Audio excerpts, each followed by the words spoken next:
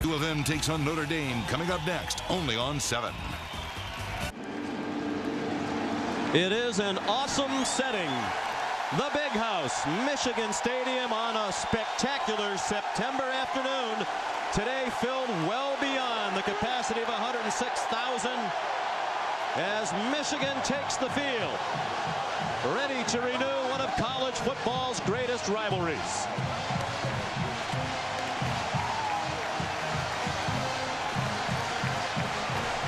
The Wolverines open with a rousing home win last Saturday here at the Big House against Western Michigan.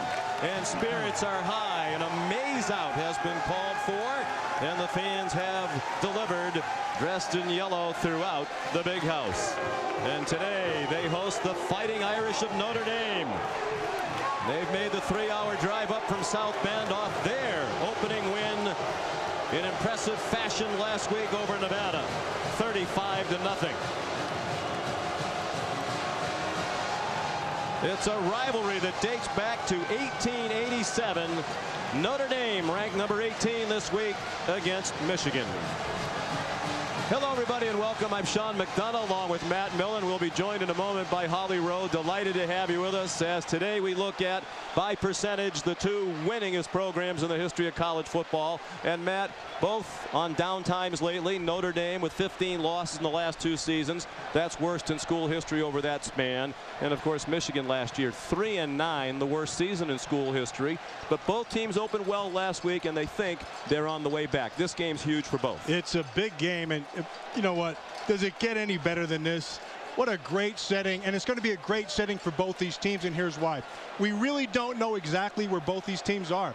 When you take a good look at Notre Dame, they had a big win last week, but Sean, this is still going to come back to the quarterback and Jimmy Clausen.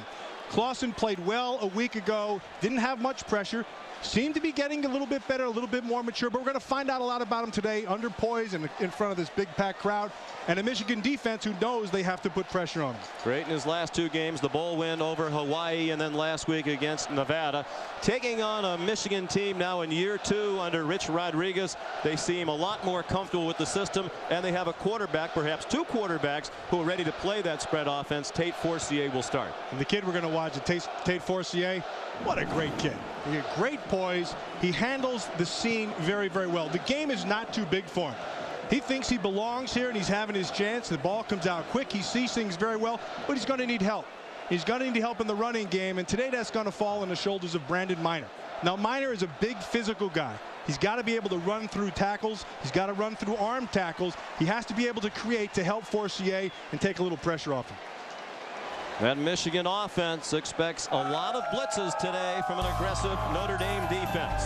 Beautiful day, a great rivalry. The kickoff right after this. The water.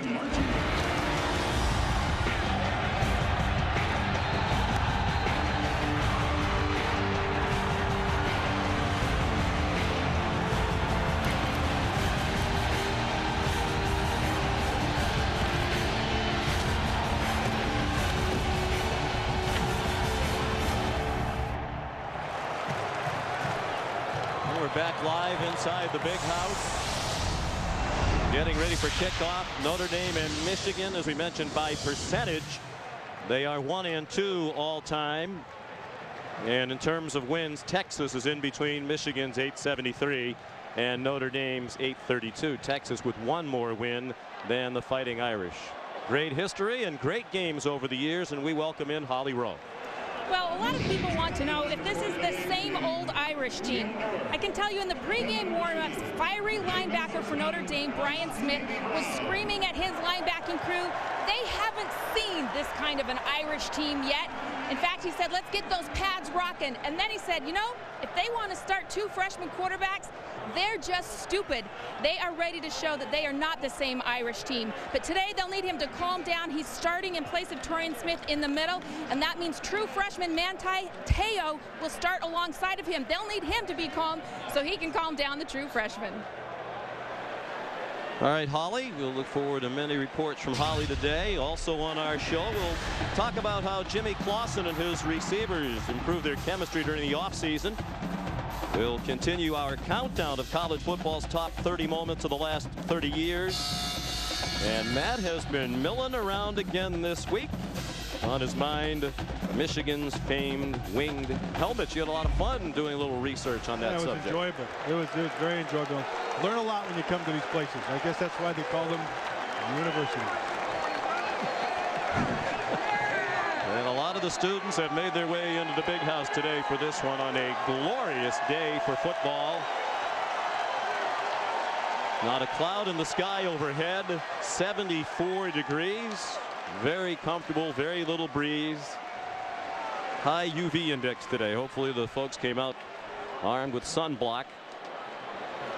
Just perfect conditions as Notre Dame and Michigan get together again. Rich Rodriguez and the Wolverines lost last year in South Bend in his first Notre Dame Michigan game. They committed 6 turnovers.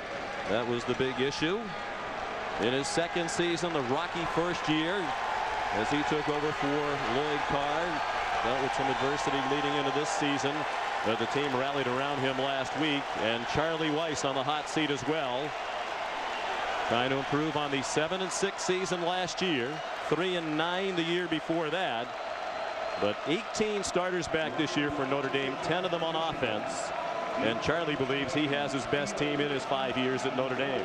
He also believes he has a pretty good kick returner in Theo Riddick, the freshman, who's back deep. They want to get the ball in his hands as much as they can. Brian Wright will kick off for Michigan. The Wolverines won the toss and deferred, so Notre Dame will receive.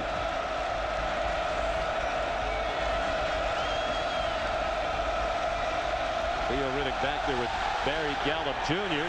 And we are underway. A booming kick by Wright about 3 yards deep in the end zone. And Riddick started out, and then the true freshman took a knee with some advice offered by Barry Gallup Jr. Let's take a look now at the impact players for Notre Dame on offense. You're going to take a look at Michael Floyd. He had a big week a week ago, and they're going to need him to use his speed on the outside against this Michigan defense today as well. On the other side, Golden Tate, excellent with the ball in his hands. You have to make sure you tackle him, and then if they get covered on the outside, the middle of that field will get opened up by this tight end Kyle Rudolph, who really has some good hands. They open with 1 back and 4 receivers. Clausen under center. Armando Allen is the running back. And he gets the call, trying to run around left end, and he gets nothing. Stacked up by Stevie Brown. He's playing a hybrid position this year, combination of safety and linebacker, and we check out Michigan's impact players on defense. Now you're going to have to start up front, and that's going to be Brandon Graham. Graham's got to play a good game. He has got to get pressure because they're going to throw the ball, but they're going to get to this guy right here, Stevie Brown. You saw him make the first tackle. Not a big guy, but they'll test him. Donovan Warren, the corner, he's got to match up outside, speed for speed. Expect to see a lot of him. He'll have a good battle all day with Floyd and Tate. Gain of 1 on first down. And on the delay, a big hole. Armando Allen rips through all the way out to the 45-yard line. 24 yards on the run for Armando Allen, the junior from Opa-locka, Florida. Now they just spread him out, and then they just get a nice block right there inside. Tackle comes down, pins Van Bergen. Van Bergen tries to take an inside move and opens it wide up. Amazingly, that's the longest run of Allen's career on his 237th career carry. That was a 24-yard run. His previous long run was only 21 yards. They're looking for more long runs from him this year. They say he has a second gear he hasn't demonstrated in prior seasons. Good catch by the tight end Rudolph. Again, Charlie Weis spread the formation with receivers. That's good for a 6-yard gain. And Matt, Charlie Weis is back calling the plays this year, and he relishes that role. That's really what he's best at, a lot of people And believe. he feels very comfortable doing it, and he feels like he's back in control on the sidelines, and that's important for him. But also important for this Notre Dame offense is going to be the play of their offensive line. They have a distinct size advantage, and they have to use that to their advantage. With Weis calling the plays last week, great balance between the run and pass. They come out throwing on second down, and Rudolph had a step on the defender, and it was too high. Troy Woolfolk, the Safety had the coverage.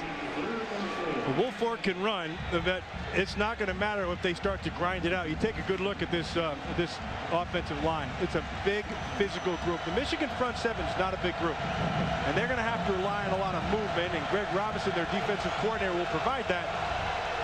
But what you're seeing right now out of Notre Dame is Charlie Weiss is really mixing it up. They come again in a 5-wide set. 3rd down and 4. Clausen, quick toss to Rudolph. He breaks a tackle, breaks another, and is finally ankle tackled at the 25-yard line by Mike Williams. Mike Williams on the stop. 1st down, Notre Dame. Well, you're seeing what Charlie Weiss is doing. He's spreading everybody out. And then what that does, it allows him inside to see what the protections are right here. Okay, and then it's real simple. All he's waiting, everybody's sitting back. He's just going to wait for Rudolph to come back inside. Remember, it's 3rd and 4. He knows he has the easy throw, and Rudolph turns into something bigger. Obieze, their leading tackler last year, missed the tackle. 1st down, Notre Dame. Another impressive opening drive. The quick toss to Duval Kamara. He's their 3rd wide receiver, and it looks like he has another 1st down at the 15-yard line. Troy Woolfolk made the tackle. Woolfolk makes a tackle, but nice job on the outside by Golden Tate in terms of blocking. And they'll do this. That's one of the things you don't see. You know, you hear about all the big plays down the field and the catches, but both Tate and Floyd, they'll block. And Tate got himself a nice block that time. This is an offense that remains in rhythm. They scored 5 touchdowns on their first 6 possessions last week in the rout of Nevada. The toss back to Armando Allen with blockers in front. And he bangs down near the 11-yard line. Obieze credited with the tackle. Michigan defensively, like we said, is not very big. Now remember, their defensive coordinator is Greg Robinson, who a year ago was at Syracuse as the head coach and had a very good game plan against this Notre Dame team. Now, he's got better personnel, but right now, Charlie Weiss is keeping everybody off balance. I mean, they're giving different sets, multiple personnel groups, and you're forced to have to adjust. 2nd and 5. Opening drive of the game. Notre Dame driving impressively.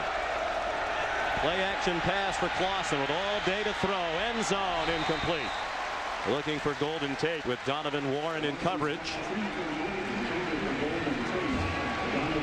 You know, Sean, you and I talked at the start about where exactly Jimmy Clausen is.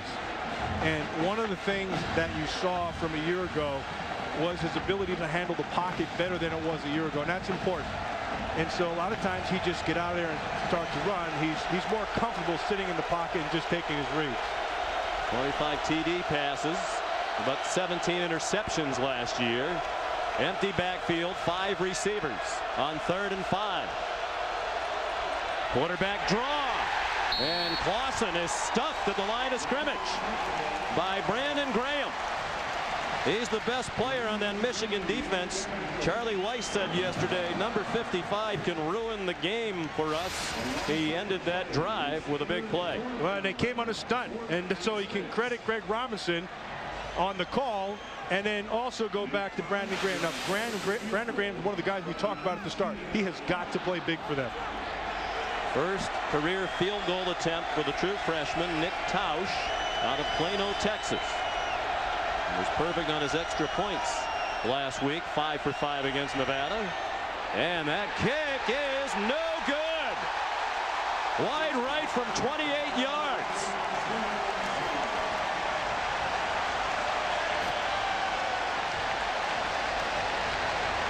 Sean, I'm not much of a dumper, but it looks like he pushed this one. That's your game. That's my 2-shot right there, too. Wide right, 69-yard drive, no points. And that's life with a freshman kicker. Tausch is a great talent out of Jesuit in the Dallas, Texas area. He beat out a junior, Brandon Walker, to win the kicker's job in the preseason. So now Tate Forcier in the Michigan offense, and he comes out slinging. Finds his tight end, Kevin Koger, for 11 yards and a 1st down. Well, you mentioned Forcier right from the start coming out slinging. He's going to have to do that, but he's going to have to be able to handle pressure. And in order to handle that, he's got to get the ball into the hands of Brandon Miner, who's a big physical runner, and they really like him. The other part of this is Greg Matthews, the senior receiver outside, only had 2 catches a week ago, has to come up bigger today. Carlos Brown starts at running back and gets nothing, a loss of a yard.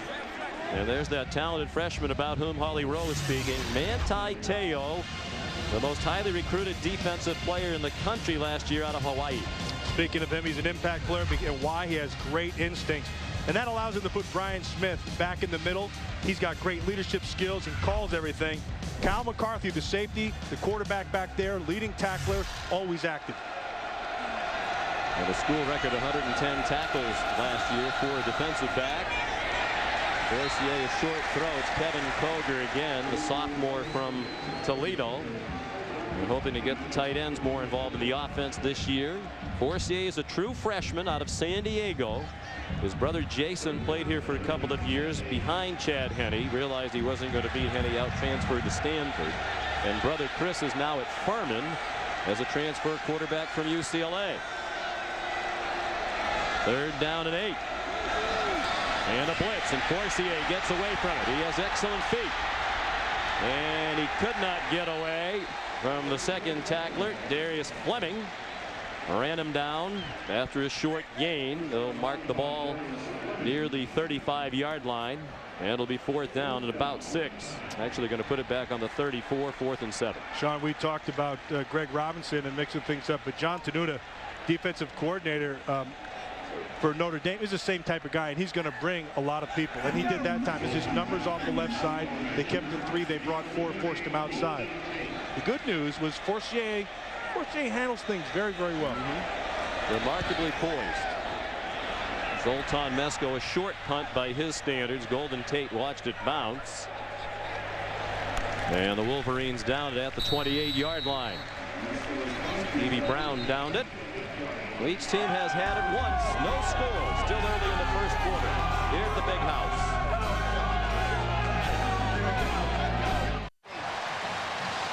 Well, they asked for a maize out and they got it. What a spectacular scene. The fans dressed in the maize and blue of Michigan. No scores. They host Notre Dame, a team looking for continued improvement on offense, with Charlie Weiss calling the plays. Hard to believe, but Notre Dame in 2007 was the worst offensive team in the country. Only 242 yards per game. They went 3-9. Last year they were the most improved team in total offense. Moved up to the middle of the pack, improved by 113 yards a game, but still plenty of room for improvement. Clausen throws. Caught. Short gain of about 5. Golden Tate the reception. Donovan Warren in coverage. Charlie Weiss has taken over the play calling. He said he had been involved the last couple of years, sometimes calling plays, often suggesting plays, but he hadn't been in all the offensive meetings, hadn't been looking at all the film.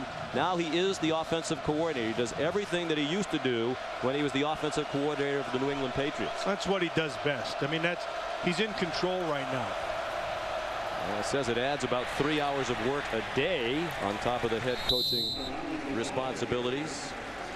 Armando Allen, the ball carrier, and Ryan Van Bergen made the tackle. And take a look at that Michigan defense. Like we said earlier, they're not a real big defensive front. They're just going across the front. You know, Brandon Graham, he's about 270 pounds. Van Bergen's, he's right around the 65 mark. And then they get small. But Mike Martin is the guy inside who has to control everything inside. He's a big physical kid. He's the only guy who has any kind of size at around 295. 3rd down and 2.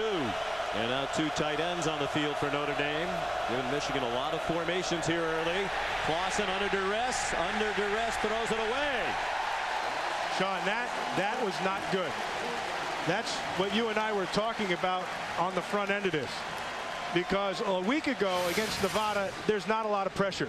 But what you're going to see right here, Williams comes clean off a blitz off the edge, and he just heaves this thing up. That's not good. That's a step back. You can't do that. So a 3 and out after the first drive for Notre Dame went 69 yards and ended with a missed field goal. Here's Eric Most, the senior punter from Roswell, Georgia, who doubles as a pitcher on Notre Dame's baseball team. He was second team All Big East a year ago. high booming punt. And a fair catch made by Greg Matthews at the 21. 43-yard punt and no return and no score as Michigan goes on offense for the second time after this.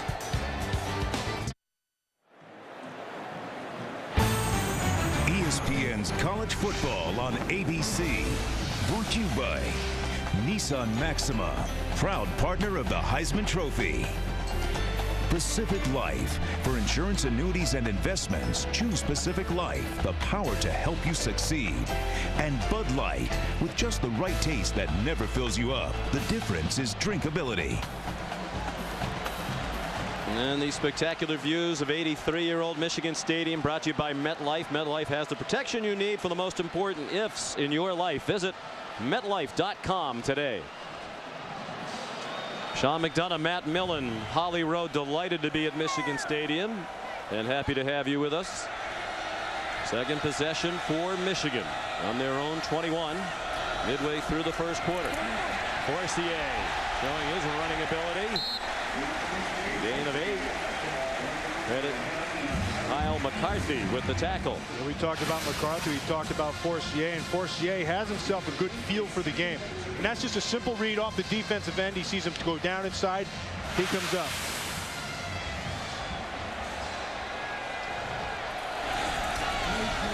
On 2nd and 2, the quick throw and catch. There's a flag down as Kelvin Grady was taken down quickly by Sergio Brown.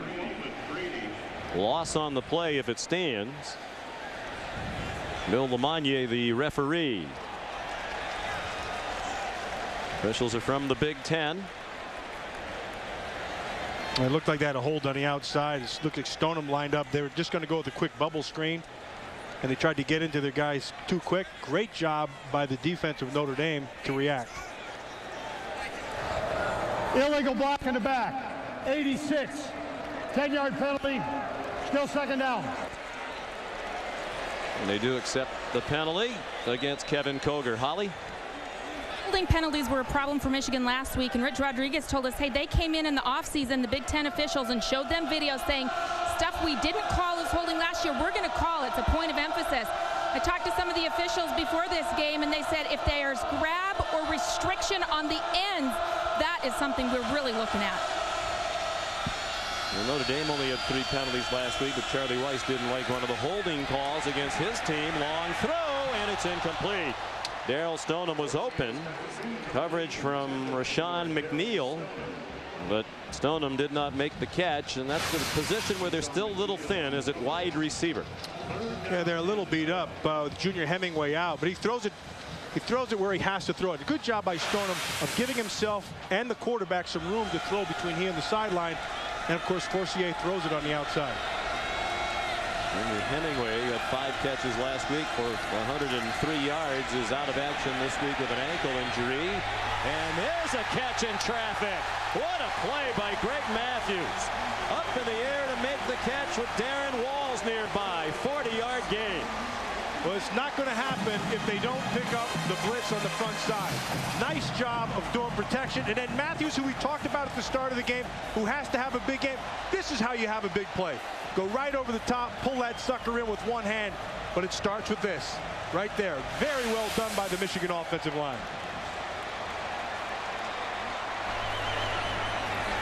And now the inside handoff, a flag down, thrown where you would expect another holding call.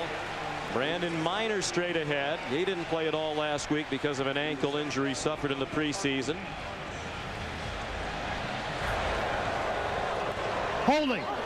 71 offense. 10 yards previous spot. First down. Mark Ortman, the left tackle, called for holding. Negates a first down run from Minor. Michigan and Notre Dame. The Wolverines have won 4 of the last 5 played here. Notre Dame won at home in South Bend in this rivalry last year. Battle of 2 of the winningest programs in the history of college football, with Texas in between on the all-time win list. A screen to Carlos Brown. He gets it back across midfield to the 47-yard line, where Brian Smith made the tackle. Yeah, Sean, if you go back a year ago with this Michigan offense, they put some yards on the Notre Dame defense, but the flag killed them. And so far today, you know, they have two big flags already. The last year in the loss at Notre Dame, Michigan lost 4 fumbles and had 2 interceptions, 6 turnovers. You're never going to win when you do that. Quick throw and great effort after the catch. Darryl Stoneham lunges for an extra yard or 2 to the 38. Taken down by Darren Walls, the senior cornerback from Pittsburgh, who missed last season due to personal reasons after he was a starter 2 years ago for Notre Dame. Talking to Rich Rodriguez, he's talking about Darryl Stoneham. They like this kid. They like his ability with the ball in his hand. You could see that at the end of the play. He's a strong kid. He's not going to go down very easy. Didn't have a catch last week. Forcier 5 out of 6 passing as a man wide open, and it is caught.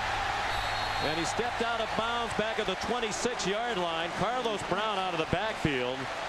Might have taken it the distance if the throw had been a little more accurate, at least caught him in stride. Credit Harrison Smith with forcing him out of bounds, but it was really the throw that took him out of bounds. Now, Forcier sees it right away. That's the most important part. Throw and then the juggle. Got him dancing along the sideline. Brandon Minor as they come quickly to the line. Got 2 to the 24. And Michigan driving, looking for the first score of the game as we tick down to 5 minutes left in the first quarter. The other part we don't talk about with this Michigan offense, it's a hurry-up offense, and they like to work the pace. And especially at the beginning of the game, Rich Rodriguez is looking at that defense to see if they start to suck air. Then they're going to quicken the pace even more. And they'll line up, then look to the sideline. Forcier. Rich Rodriguez says we handle it pre-snap. Then he has decisions to make post-snap. He handed it off to Minor. Good decision. He's inside the 5 and down at the 2. Well blocked, well read, and a big play for Michigan. You see every hat on a hat, and then Minor, all he has to do is just find the crack. We talked about him on the front end about having to be an impact player. That's the kind of guy he is. He's a big, powerful kid. He's got great vision, picks his holes very easily. Senior from Richmond, Virginia. First and goal after a 22-yard run. Minor again stood up at the goal line. Touchdown!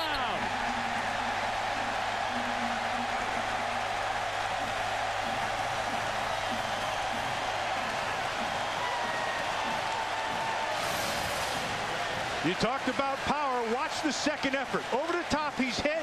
Now watch him turn. Boom, right there. He knows where that goal line is, and his strength takes him in. And Minor bothered after wrist surgery last year. Said he couldn't lift weights, couldn't stiff arm anybody. Had trouble, lost 3 fumbles last year. Was a very frustrating year personally and for the team. He's healthier, and it's made a big difference. Jason Olesnovich kicked the extra point. 9 plays, 79 yards. Michigan first on the board. You're watching ESPN on ABC, home of the 2010 Rose Bowl game and the City BCS National Championship game. More great action tonight at 8 Eastern on ESPN. 2 top 10 teams battle in a season-defining matchup with conference pride and national championship implications on the line. It's Matt Barkley, the freshman quarterback, leading number 3 USC into the horseshoe to take on Terrell Pryor and 8th-ranked Ohio State. USC and Ohio State college football primetime presented by Hampton Hotels tonight, 8 Eastern. That's on ESPN. The Trojans have had the upper hand lately, and Barkley very impressive, playing San Jose State last week. And he should, because that offensive line for USC, that might be the best offensive line in all of college football. Ryan Wright kicks off. Here's Barry Gallup Jr. on the terrific coach Barry Gallup. Longtime member of the staff at Boston College. Barry Jr. tripped up at the 27. We check in with John Saunders in New York. Sean, time now for an update brought to you by Taco Bell. And we start off with Wisconsin lining up for a game-winning field goal. It's Phillip Wells, 22 yards, knocks it through as they knock off Fresno State. Meanwhile, Michigan State loses on a last-second field goal from Andrew Aguila from Central Michigan.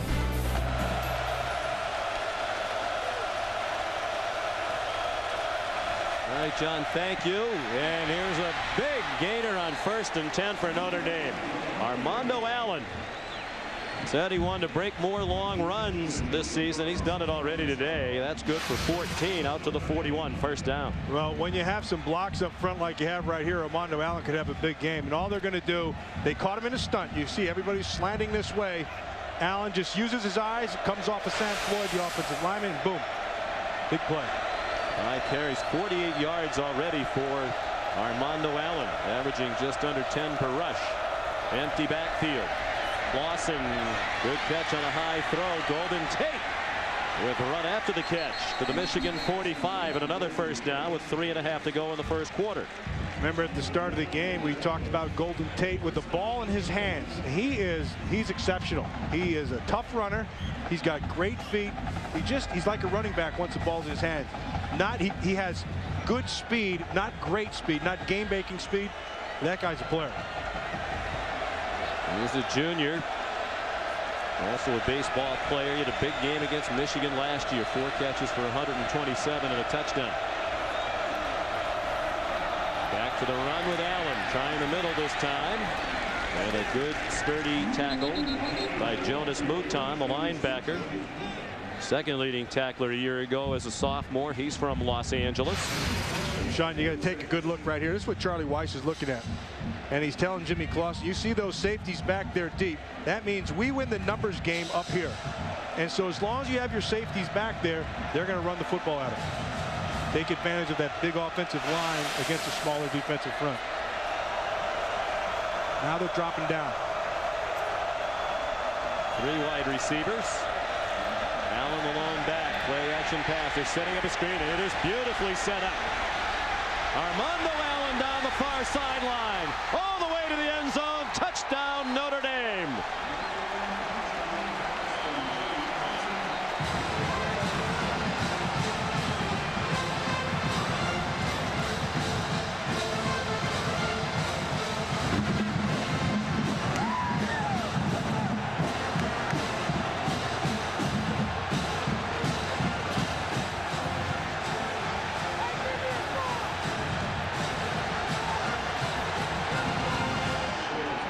Greg Robinson rolled the dice a little bit. He brought some pressure. That safety came down and he came on the blitz and they got behind everything and it was just down the left sideline. Michigan has called a timeout. 41-yard touchdown Michigan. pass. First time.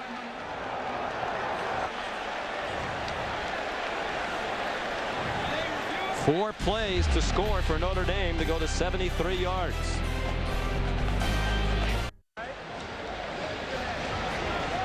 Well, Rich Rodriguez called a timeout just before the extra point. He wanted the replay booth to take a look at the replay of the touchdown. He thought Armando Allen went out of bounds along the far sideline near the 20-yard line. He's got some pretty good eyes from that far sideline. Well, they showed the replay on the big screen. A lot of the fans started hollering.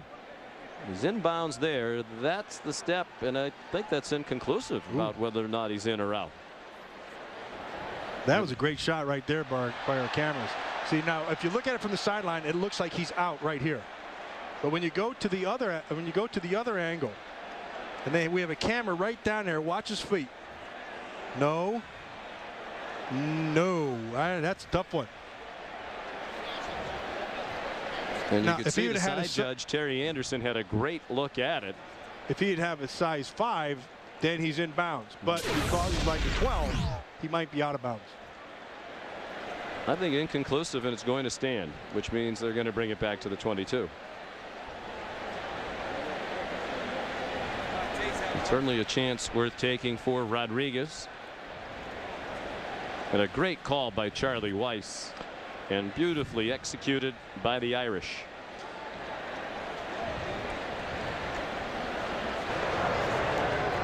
Following the review, the runner stepped out of bounds at the 22-yard line. Yep, size 12 gets you Notre every Dame's time. ball, first down. Clock operator, please reset the game clock. 2:26. 2:26 on the game clock. Well, regardless whether he is in or out, it's a big play, and right now Charlie Weiss is doing a good job of keeping things mixed up. Yeah, right. Here's the question. Yeah, I guess you could say definitively, could you? He stepped on the line. I still don't think that's clear, but sure he would. That's the one thing these coaches understand. They make the call, you go with it, and you play on. We're told after some miscommunication from the field that was not a coach's challenge, but they did take advantage of the time during that Michigan timeout to look at the replay and ultimately change the call. So it's 1st and 10 from the 22. Here's Theo Riddick, the speedy freshman.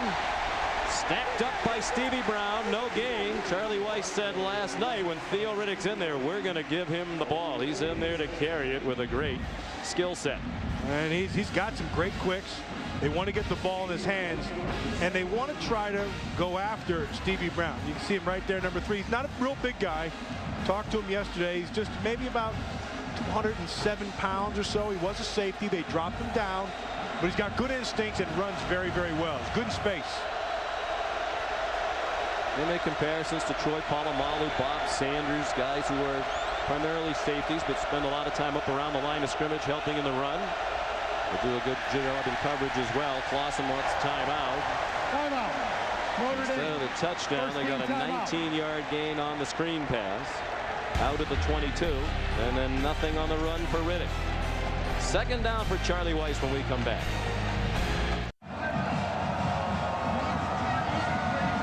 Notre Dame and Michigan at the Big House.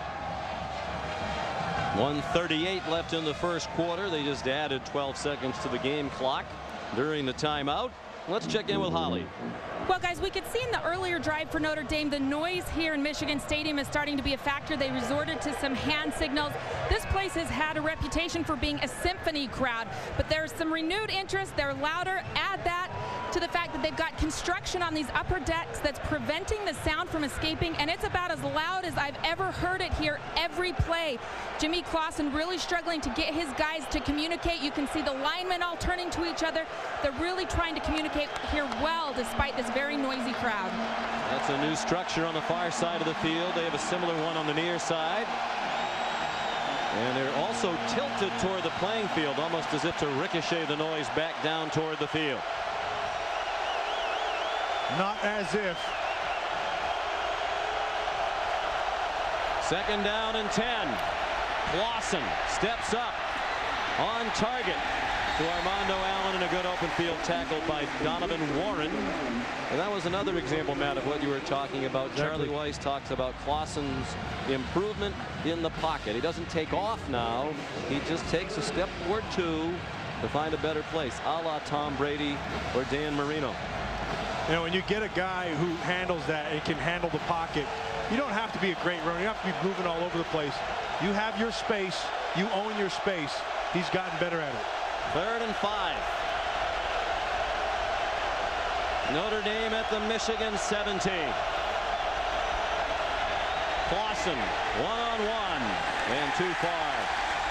Michael Floyd with Boubacar Sissoko covering. It's a nice simple read for the quarterback. Go to the 2 receiver side. You can watch the safety dropping down. You'll see him coming up in here. And then all he's going to do is just go. Now, nice job by Sissoko.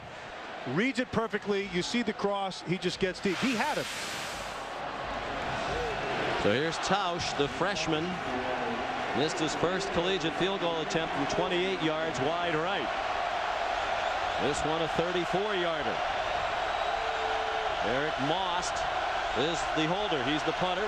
Gordon Coward snaps, and that one is good.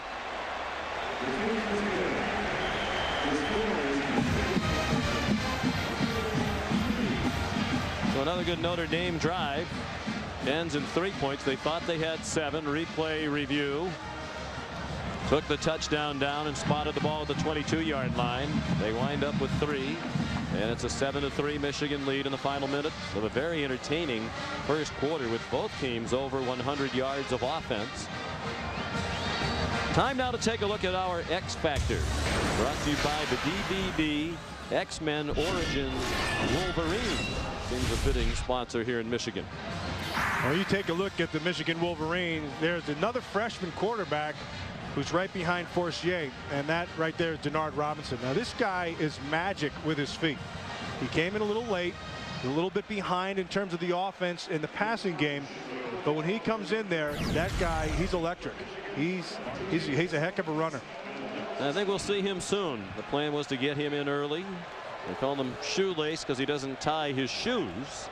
Just uses the Velcro on the top of the athletic shoe to keep the foot in the shoe.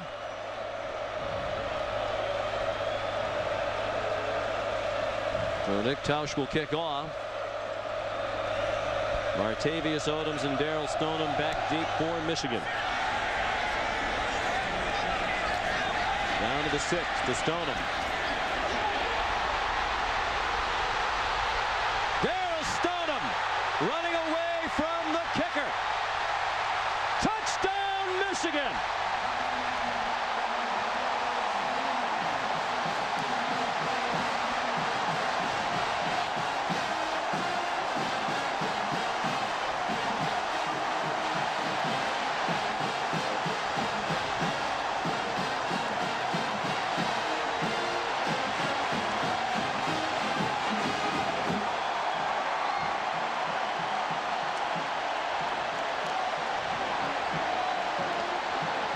An electrifying 94-yard return by the sophomore from Stafford, Texas. Jason Olesnovich for the extra point. Fifth-year senior, first year starting at place kicker for Michigan, makes it 14-3. Sean, they said that they needed Stoneham to play big. And this is a big play in a big game, and it's right here. Look at the blocking. Excellent job. Right here, he's just following his blockers, and then once you clear, it's instincts. So somebody gets high, he cuts back, and then it's just speed to the end zone. Very, very well blocked, very well executed, and 6 points for Michigan.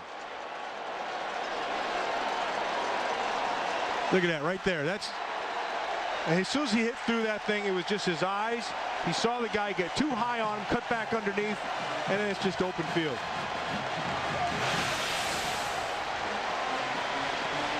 Well, Matt, we talked at the top of the telecast.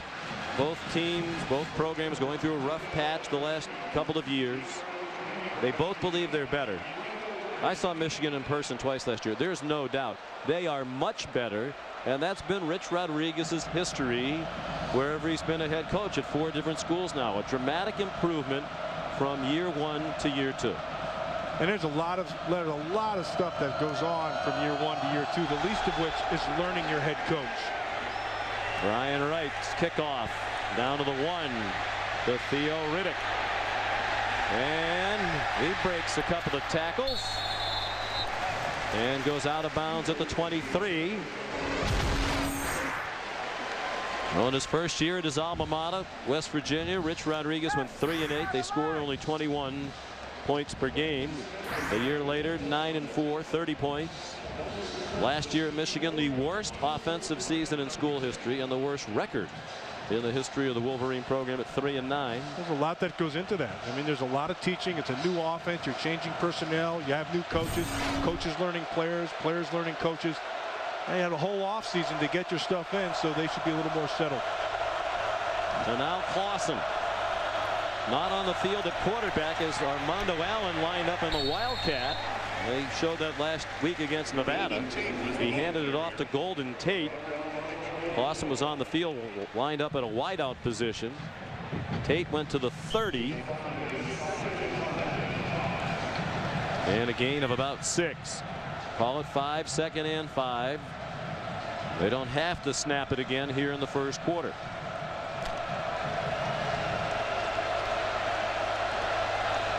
Clausen will return under center now. He's a junior from Westlake Village, California, in Southern California. Armando Allen. About 2 yards short of the first down on the final play of a wide open first quarter. Notre Dame had 142 yards of offense in the first quarter, but trails 14-3.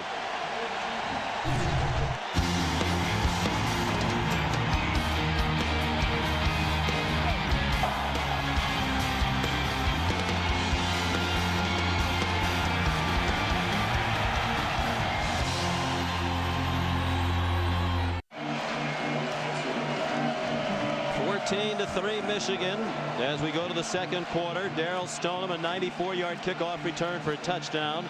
First kickoff return for a score from Michigan. Steve Preston went 95 yards with one against Minnesota October 8th, 2005. Third down and 1 for Notre Dame. As the second quarter begins, the Irish at their own 33. Tightened up coverage. You can see you got them all lined up on guys. You got one safety deep. Armando Allen running right. First down. And he fights his way to the 38-yard line. Time now to take a look at our Pacific Life game summary. Notre Dame down 14-3. They've averaged 6.8 yards per play, but have only 3 points despite the 142 yards of offense and the decided edge in time of possession. And that's when they're keeping the ball. They're driving the field. They missed one field goal and they had to settle for 3 the other time. They need to get in the end zone with 6. And a touchdown called back on a replay review. Clausen throwing that deep ball to an open receiver.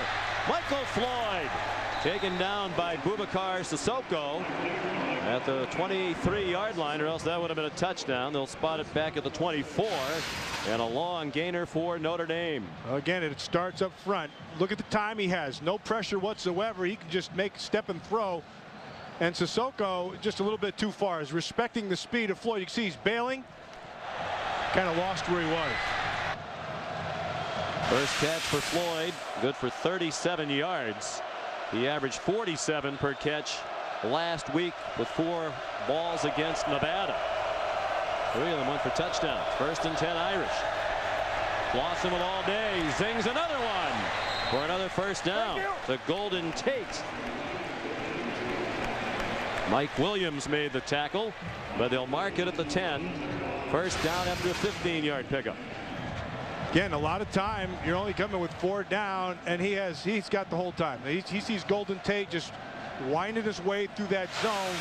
He just nice step and throw, pick the hole, big first down.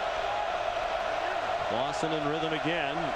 He had been feasting the last 2 games against Hawaii and Nevada, and doing it again today now against a Big Ten defensive unit, Michigan. Allen straight ahead. Boy, that's a tough run. He felt like he went down too easily last year, didn't break enough tackles. He was determined to be a tougher runner this year, and there's an example of it at 5'10", 200 pounds. He powered down to the 4. That's also an example of him enjoying the big size advantage we talked about on the front end, Sean. Let's take a good look at this offensive line. Everybody just keeps on churning. They keep on pushing down the field. See Sam Young, helmet gets ripped off. He's still going after him. It's a offensive line, as Eric Olson, the center, says, been the whipping boys the last couple of years, and he said we deserved it. We haven't played very well, but it's a veteran group now, and Clausen's going to call a timeout. Notre Dame, second team timeout. And in fact, the only new starter in the entire offense for Charlie Weiss this year is the senior left tackle Paul Duncan. 10 starters back on offense for Notre Dame this year. Last week we began our countdown of college football's top 30 moments of the last 30 years. When we come back, moment number 29. Buffalo Wild Wings presents the top 30 plays of the last 30 years. Number 29. With 1 minute standing between Colorado and its first national championship, the Buffaloes did the unthinkable. They punted into the hands of Notre Dame's Raghib Ismail. The Rocket rose to the occasion with a dramatic touchdown return, only to see it nullified by a clipping call. Follow the top 30 countdown all season long. Brought to you by Buffalo Wild Wings. A lot of Notre Dame fans who think that was a phantom clipping call. Be sure to tune in to ESPN and ABC's college football coverage next Saturday at 3:30 Eastern to find out what moment number 28 will be. I still think it's a bad call. Second and goal, Notre Dame from the Michigan 4. 12.5 to go till halftime. Michigan leading by 11. Jimmy Clausen throws quickly. Touchdown, Notre Dame. Golden Tate beat Boubacar Sissoko. Sissoko can't give him that much room. That's too easy. It's just throw and catch.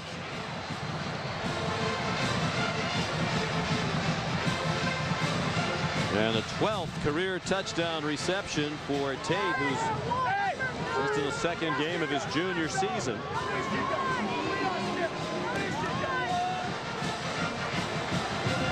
Notre Dame up to 209 yards of offense, averaging 7.5 yards per play. Nick Tausch adds the extra point.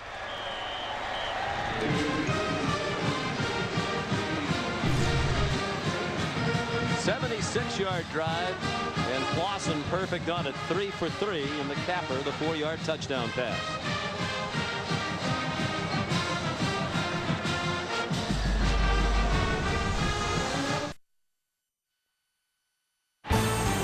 ESPN's college football on ABC, brought to you by Ford. We speak car. We speak innovation. Introducing the all-new Taurus. Drive one. Cheese it. You know real when you see it. And Aflac. We've got you under our wing. And just a few hundred yards from the big house, Bo Schembechler Hall. Renovations underway over there. New practice facilities, weight room, locker room, 4-foot deep beach sand pit. And of course, here in the stadium, those new luxury suites across the way will be open next year. Capacity is actually down a couple of thousand this year at the big house, down to about 106,000 while they complete the renovations. They'll be back over 108,000 capacity next year. Nick Tausch kicks off. Martavius Odoms pulled down at the 25 by Sergio Brown. And let's go back and take a look at the Notre Dame score. I want you to watch down here. Boubacar Sissoko, the corner, he's in man coverage, and it's a tough position because you want to be able to have your cushion and then be able to drive it. You have to kind of take a sneak back inside with your eyes, and you see the quick step. He's got to drive that ball right away. He's giving a little bit too much cushion. He got him in the back pedal, and it's a score. And Jimmy Clausen and the Notre Dame offense moving briskly. But Michigan on offense has been moving as well, averaging just under 9 yards per play. They have 113 yards of offense, and of course the 94-yard kickoff return for a score. Carlos Brown gets perhaps a yard on first down, and that's it. Ethan Johnson the tackle. Here's Holly. About 6 or 7 minutes ago, Rich Rodriguez was getting ready to put in freshman quarterback Denard Robinson. He had his helmet on, been warming up, and he was ready to go. But then Michigan got that kickoff return. The offense have been sitting over here on the bench for so long now. Forcier was kind of getting cold. Rich Rodriguez said this is a rhythm offense, so he's choosing to go with Forcier keeping his rhythm right now. Trying to set up a screen, and Notre Dame is all over it. Torian Smith, the middle linebacker, there to smother Martavius Odoms. And we go back and look at both these programs and where they're at right now. You know, I said, we were talking about this last night, Sean. I said, you know, Michigan and Notre Dame, if you look at their rosters and where they're at, if both teams play their best games, Notre Dame should win this game. They have, you know, more time in the system. They have better personnel. The guys that Charlie Weiss wants, Rodriguez is still trying to get his guys in. Charlie Weiss agreed with that statement. Forcier has a lot of running room. Needs to get the 34 for the first down. Didn't get there. Got to the 29. And that's all run down by Brian Smith, the best player on that Notre Dame defense, according to Coach Weiss. And Charlie Weiss wasn't trying to brag. He said, I have great respect for Michigan, but we're in year 5 with our staff. We're further along than Michigan is right now with their new coaching staff. We have better players. If we play well, we should win the game. And that's why I go back to saying, no, this is an important game for Notre Dame because of that fact.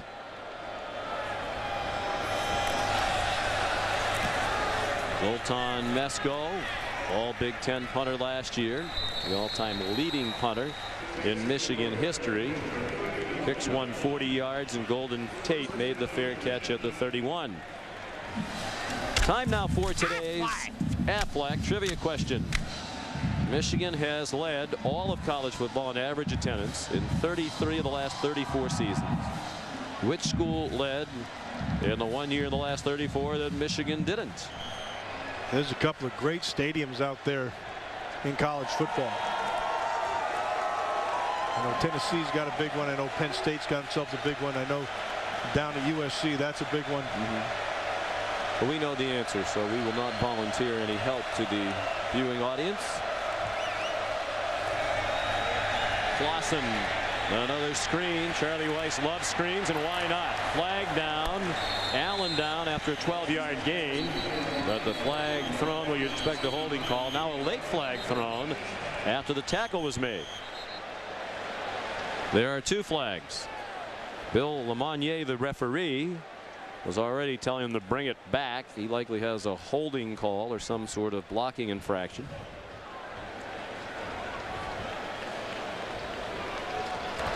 There was no foul downfield, but we had holding.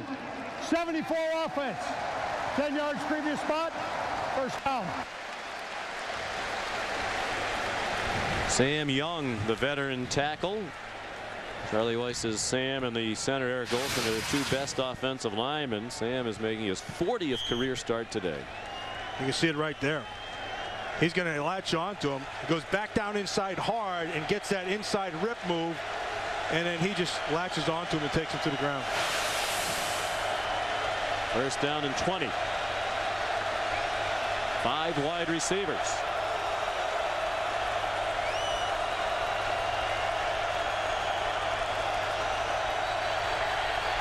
And a delay of game call now against the Irish.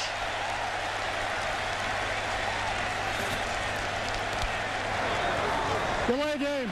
Offense. 5-yard penalty. Still first down. You know, it's funny with Charlie Weiss. He knows better than anybody. Rule number 1 in this game is don't beat yourself. He had, previous to those 2 penalties, they had some rhythm going and they had the feel. And now you take that, all of a sudden you're first in what, 25 here. Kind of puts a little damper on things. Don't you think this increased emphasis on holding penalties is going to be very controversial this year? Yeah, but you know what'll happen? Halfway through the season, it'll all get worked out. Under 10 minutes to go in the half now. Clausen on 1st and 25 goes deep, and there he is again, Michael Floyd. Sissoko just cannot cover him. First down out to the 49-yard line on a pickup of 33. And I'm going to tell you something Charlie Weiss is telling his quarterback Clausen. He's saying go after 33. He's smaller, and right now he's backpedaling. And so that's exactly what he does. And of course it starts with the good pressure. No pressure again. And then Floyd just goes up. Heck, he's waiting for the ball. Sissoko's going to have to pick his game up a little bit here. And 35-yard per catch average, as we said, down from the 47 per grab last week. Clausen smelling blood, going deep, and it is broken up beautifully. Donovan Warren that time had coverage on Golden Tate. Very well done by Donovan Warren. The Golden Tate, a little fighting going down the field, but it's exactly what you want. Watch Donovan Warren. He knows where it's going now. Head him off to get to the top shoulder. He just goes ahead and fights, gets that right arm in there and knocks that thing away. Very well done. They're letting him play a little bit. Ooh, little holdage. Greg Robinson raving about Warren yesterday. And he reminds me of Ray Crockett, longtime NFL defensive back. Of course, Greg Robinson spent 14 years as an assistant coach in the NFL, 10 as a defensive coordinator, won 2 rings with the Denver Broncos. Armando Allen going through that defense. First down, 40-yard line of Michigan as we check in with John Saunders in New York for Sports Center right now.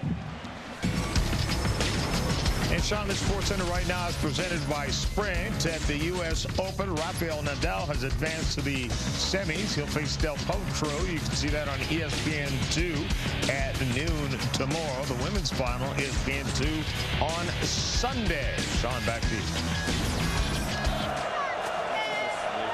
Got some good weather there in New York. Get the U.S. Open back and moving. Jonas Gray in at running back now.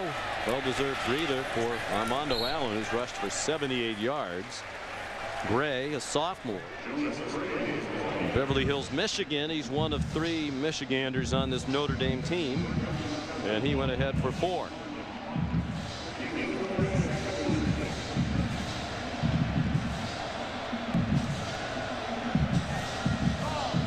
Gray had a good day last week against Nevada. Rushed for 50 yards on 9 carries.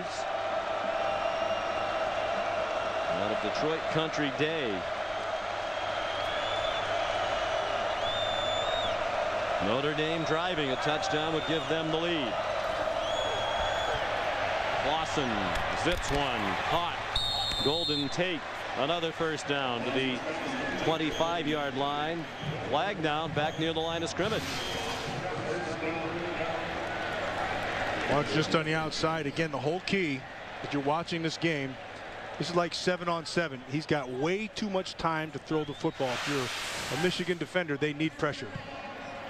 Esser, 45. Half the distance to the goal. Automatic. First down. Obieze, middle linebacker, their leading tackler last year out of Grand Rapids, Michigan.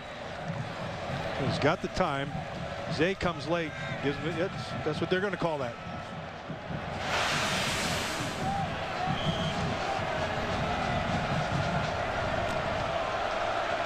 Well, it's a first down for the Irish. 11 yards on the pass play, 13 on the penalty. First and 10, just outside the 12. Jonas Gray running right across the line of scrimmage, and that's it. Jonas Mouton, the play for Michigan. Mouton just followed him down the line. That's good hustle. Take a look at Clausen now. I'm watching him. A couple things you saw last week, you've seen again, handling the pocket, but he's getting excellent protection right now. This is just like 7-on-7. He's only missed 5. He's thrown the ball well. A couple bad throws. Other than that, he's been pretty darn good. Top quarterback recruit in the country coming out of high school. He throws it the back corner of the end zone. Touchdown. They're making it look easy on the perimeter. Michael Floyd beat Donovan Warren. And Notre Dame takes the lead.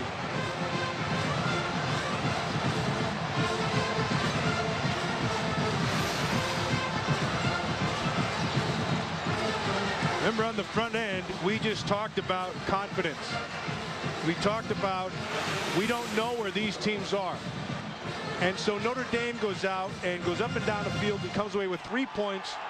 But they come back and they've regrouped. They know what they are. They're starting to get more and more confident as this game goes on. And the extra point is good from Nick Tausch. Notre Dame leads for the first time today. They overcame that 1st and 25 at the beginning of the drive. Went 69 yards in 7 plays. Capped by an 11-yard touchdown pass by Clausen.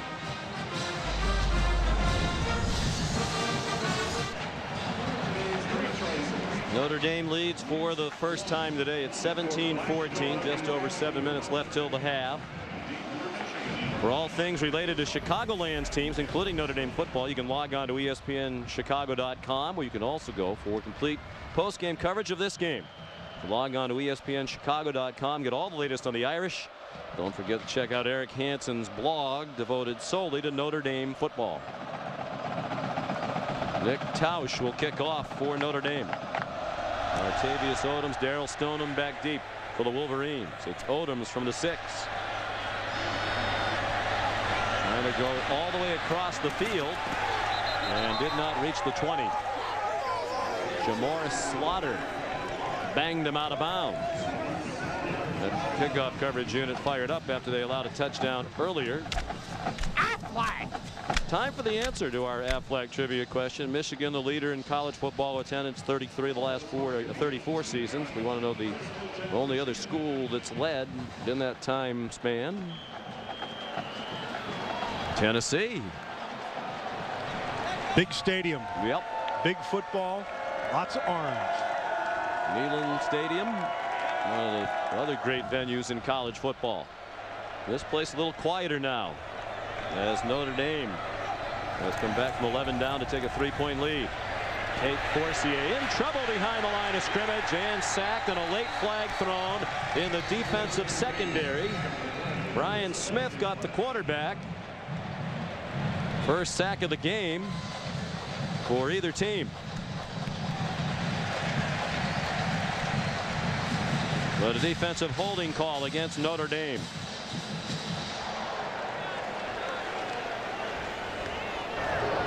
Holding number 31 on the defense. 10-yard penalty. First down. That's Sergio Brown. He's lined up in the slot, and it's a good call. He latched onto him pretty well. You know, watch Sergio Brown right here. Trying to walk in position.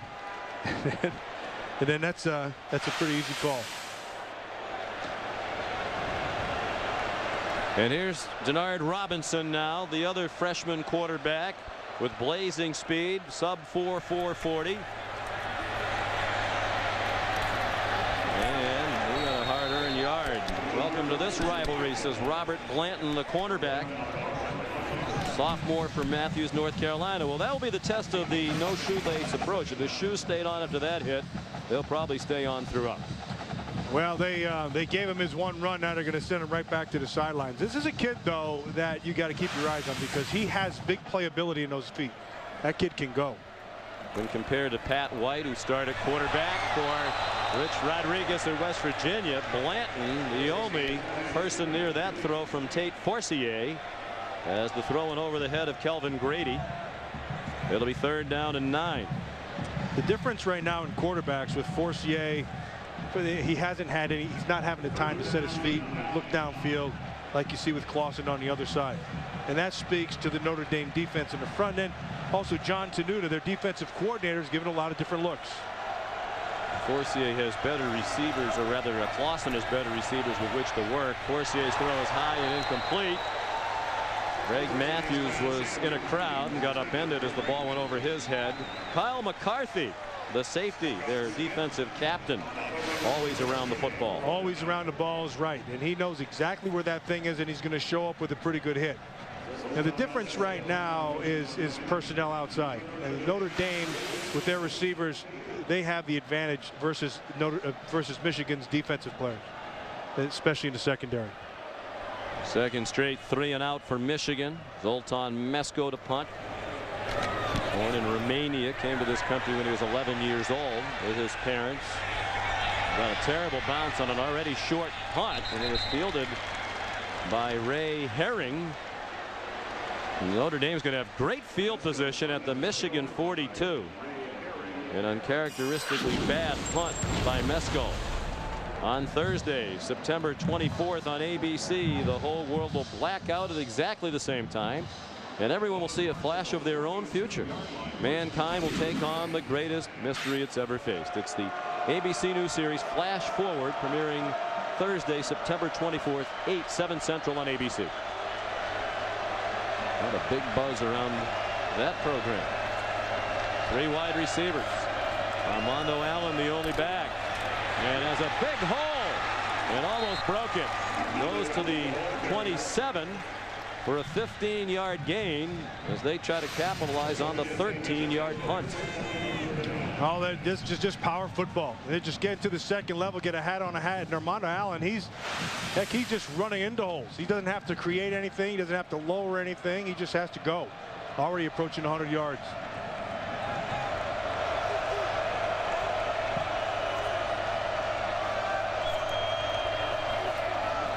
Allen again. And they were ready for him. No gain. He got smothered by Brandon Graham. Holly? Well, guys, I talked with Armando Allen, the running back for Notre Dame, who's having such a great first half this week. And he told me he watched every one of his games last year, and he was very disappointed how he would get broken down by the first guy. He said, I was just too easy to take down. He said, I really worked on leg drive in the offseason. He went down to Miami, where he's from, and he said, I did every stair in Miami, I feel like. He did stadiums. He did a lot of hang cleans with his legs, and he said, my legs are so much stronger. The first guy is not going to get me down. been looking for a solid running game for a long time in South Bend. Wolfolk made the stop on Armando Allen.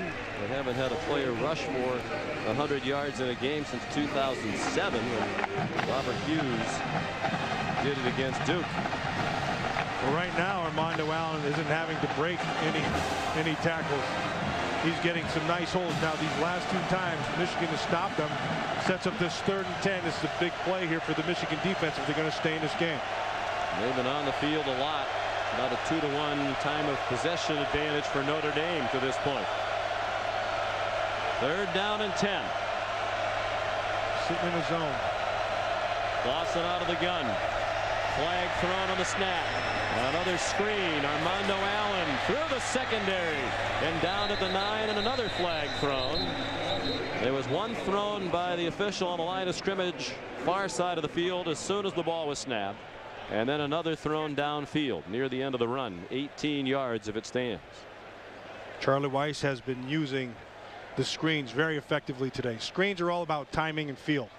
And right now he's got a good feel for the screen game.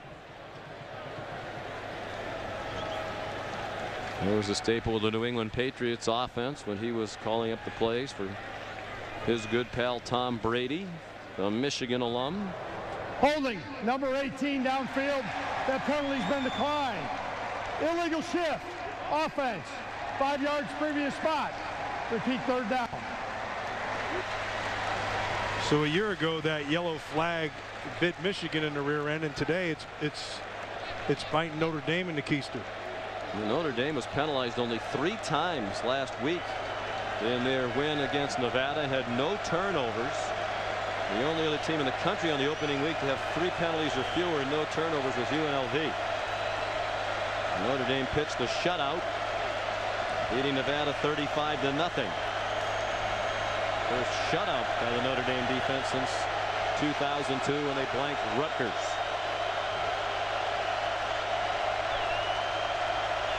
Fourth penalty today against Notre Dame. 3rd down, 15, 3.5 to go in the half.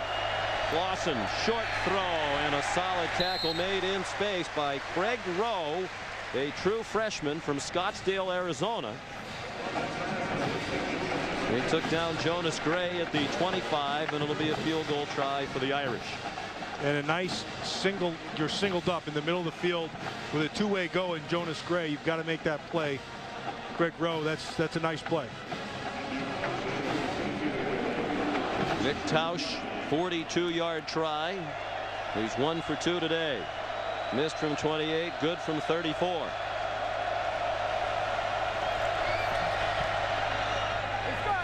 Plenty of leg, and it is right down the middle. Longest field goal of his brief collegiate career for the freshman from Plano, Texas. 2:41 to go, first half here in Ann Arbor, Michigan. Notre Dame leading 20-14.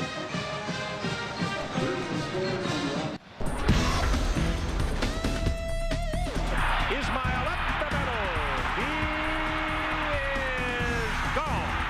No flags. Touchdown. 25 out of the pack. 30, 35. Goodbye, baby. At the 40, the 30, the 20, the 10.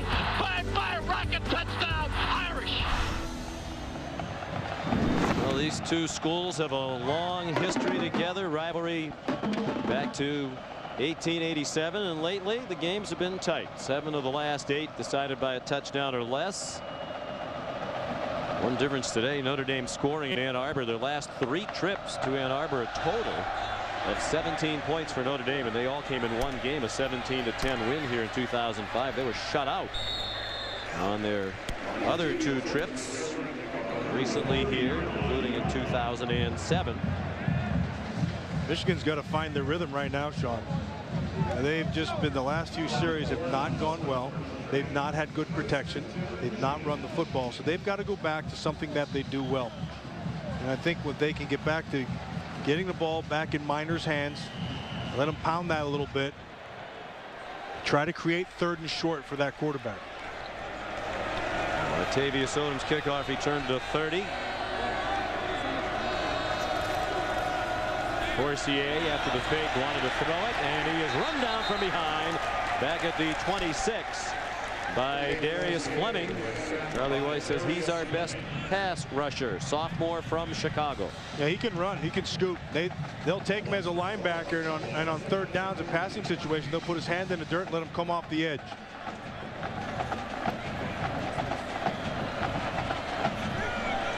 Forcier will go out of the gun now.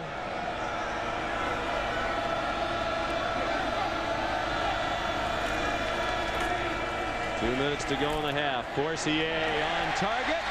First down, 49-yard line. Darryl Stoneham. He had the 94-yard kickoff return for a touchdown on the receiving end of a 23-yard strike from Forcier. One thing you gotta love about this Forcier, things don't seem to faze him. He comes right back, and he just under control, knows where he wants to go with the football. It's an impressive kid. Bernard Robinson takes his place now. He was in on the last series, carried once for no gain. This time finds a crease and has a first down to the Notre Dame 36. On his first play in college football last week, he came in, dropped the shotgun snap, picked it up, and ran 43 yards for a touchdown to electrify the crowd here. Oh, and did we mention he can really scoot? That guy can go. Heck, at the end of that play, it looked like the official got a good hit. The only guy who got a good hit on him was the official. Robinson was third in the Class 4A state meet in Florida in the 100-yard last year. Ran a 10.44. Forcier can run too. And another good tackle in space. Stops him for only a 3-yard gain. Sean McNeil, the tackle for the Irish. 2 timeouts left for Michigan as the clock goes to 1:20 left in the half. So you take a look at that plan. Forcier, he can run. But if that had been Bernard Robinson, we'd been looking at the official's armpits because his arms would be in the air. Robinson back in. And they set up a reverse. Martavius Odoms, and Notre Dame disciplined against that trickery. Ethan Johnson made the tackle. Loss back to the 37. It'll be 3rd down and 10. They got to keep their eye on the clock right here at 48 seconds to go. He got 3rd and 11. He's got 2 timeouts.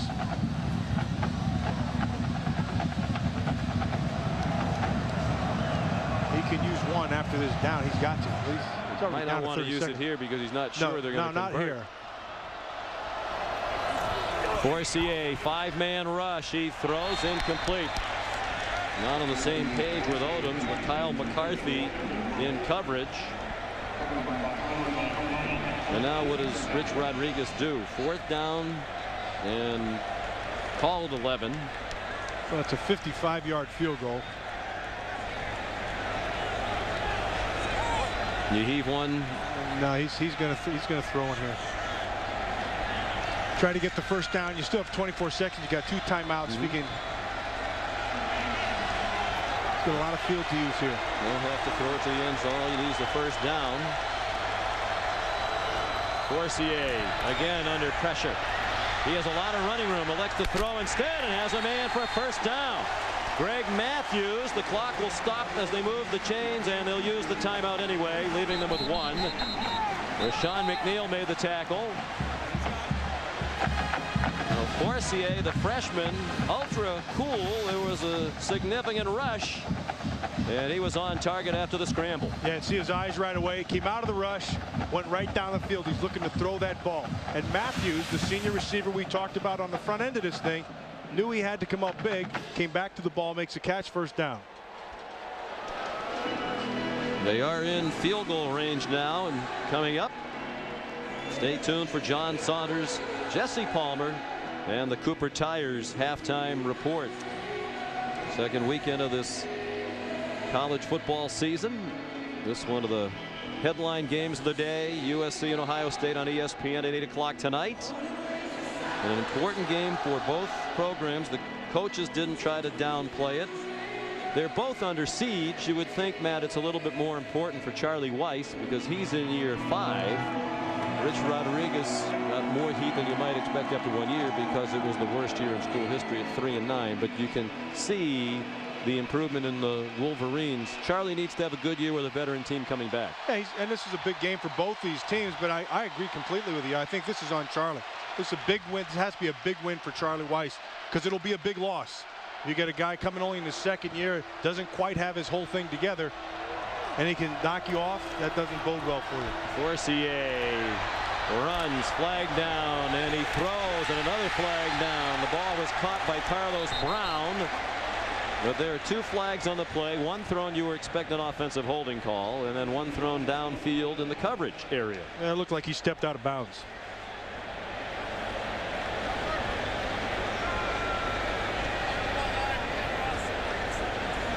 Forcier, regardless of what happens here, he's buying some time and he's creating. Holding, offense number 72. Pass interference, defense number 31. Penalties offset, still first down. Hughie, the right tackle, got called for the hold.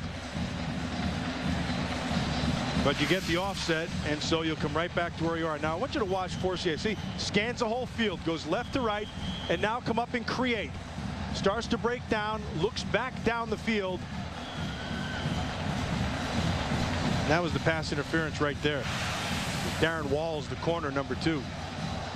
Now they're down to 10 seconds to go in the half, and Notre Dame wants a timeout. Timeout, Notre Dame. 3rd and final team timeout. Now, Sean, he has a timeout, and you can use up to 7 seconds here. That you'll get a full play in and can still call a timeout, and then make a decision. If he's short, he may want to just take a shot to the end zone here. Wednesday, September 23rd on ABC. Don't miss the series premiere of Modern Family. Just because they're related doesn't mean they always relate. It's one big, straight, gay, multicultural, traditional, happy family comedy. Modern Family premiering Wednesday, September 23rd at 9/8 Central. It's a part of ABC Comedy Wednesday, appropriately on ABC. That stars Ed O'Neill of Married with Children fame. Very funny and talented actor. Could you throw a couple more adjectives in there? Sounds like a lot of families. There's a lot going on in that family. A lot going on in this ball game. Both teams have scuffled on offense in recent years, despite head coaches who are known as outstanding offensive minds. I think both the head coaches have to be pleased with the way the offenses have played. It's an unusual game in that the head coaches call the plays on both sides. You know, here's the one thing that's good, though, Sean. Both these teams are significantly better than we thought they were. I mean, forget about what happened a week ago. They're playing pretty good right now. Both these quarterbacks are playing pretty well. Forcier, 5-man rush. Again, he steps up in the grasp. He gets rid of it. Smart play by Forcier. He was outside the tackle area, the indication from Bill Lamagnier. So here will come Jason Olisnovich to attempt the field goal. Darius Fleming had Forcier wrapped up. That's a heady kid right there. That's great presence. He's grown up around football his whole life. Forcier, you mentioned the 2 older brothers, both college quarterbacks. Olisnovich from 39 yards, and it is good on the final play of a very entertaining first half here at the Big House. 48-yard scoring drive. Notre Dame 302 yards of offense. Almost doubled up Michigan in total offense, but the Wolverines had the 94-yard kickoff return by Darrell Stoneham. Here's Holly Rowe with Rich Rodriguez. Coach Rodriguez, your defense giving up a couple of big plays there. What can you tune in on the secondary and change? Well, we just got to play the ball better in the air. We knew they're going to throw it deep, and they're going to keep doing that. And we got to get our defense off the field. Our offense got to establish a little bit of rhythm, get some first downs, give our defense a break. Thank you. Okay.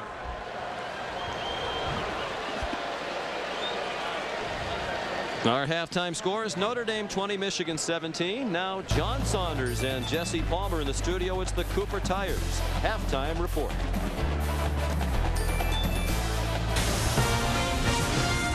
John Thanks a lot. This is the Cooper Tires halftime report, and we do have just a 3-point game at halftime, but I don't think that's telling the whole story. Notre Dame has the bulk of the offensive yards, and Jimmy Clausen has the bulk of time. Well, Notre Dame right now is having their way offensively, whether it's been throwing or running the football, and Michigan right now has to change up their scheme on defense. They're allowing their corners to play on islands on the outside, and they're not getting any pressure on Jimmy Clausen. I think defensive coordinator Greg Robinson has a choice to make. Either he can provide double coverage on the outside in these zone schemes, or he can allow his corners to stay outside on islands and start dialing up pressure from linebackers and safeties. Either way, he's really got to switch this thing up because Notre Dame's just going to keep rolling down the field and scoring points. And still, having said that, just a 3-point game, 20-17. The second half still to come. There was an upset, and a Big Ten team was upset by a MAC team. Central Michigan's Dan Lefevre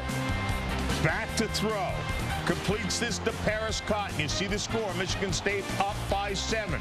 Was Cotton in or out of bounds? They ruled him inbounds.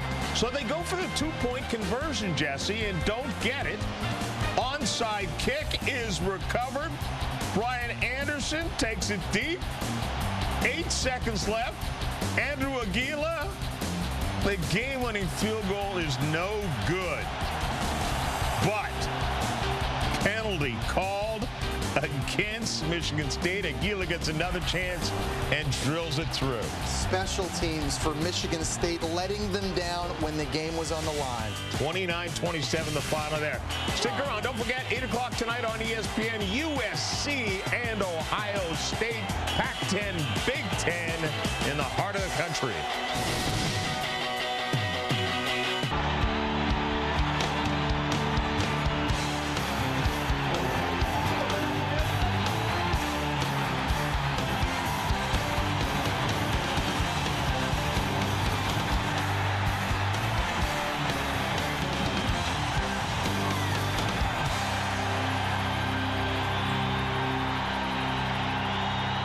It was an entertaining first half here at the Big House in Ann Arbor, Michigan. The two teams combining for 469 yards of offense. Michigan also returned a kickoff, 94 yards for a score.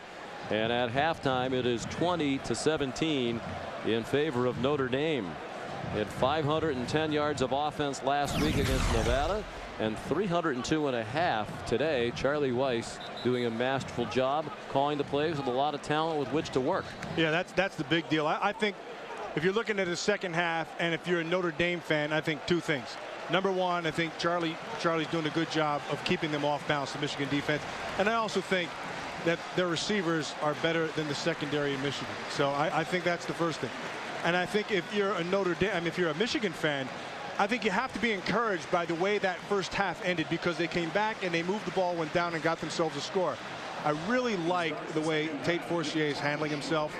When they give him man, he's able to get out, create a little bit, and keep his eyes down the field. So look for a little bit more of that in the second half. And this is Michigan gets the ball first right here.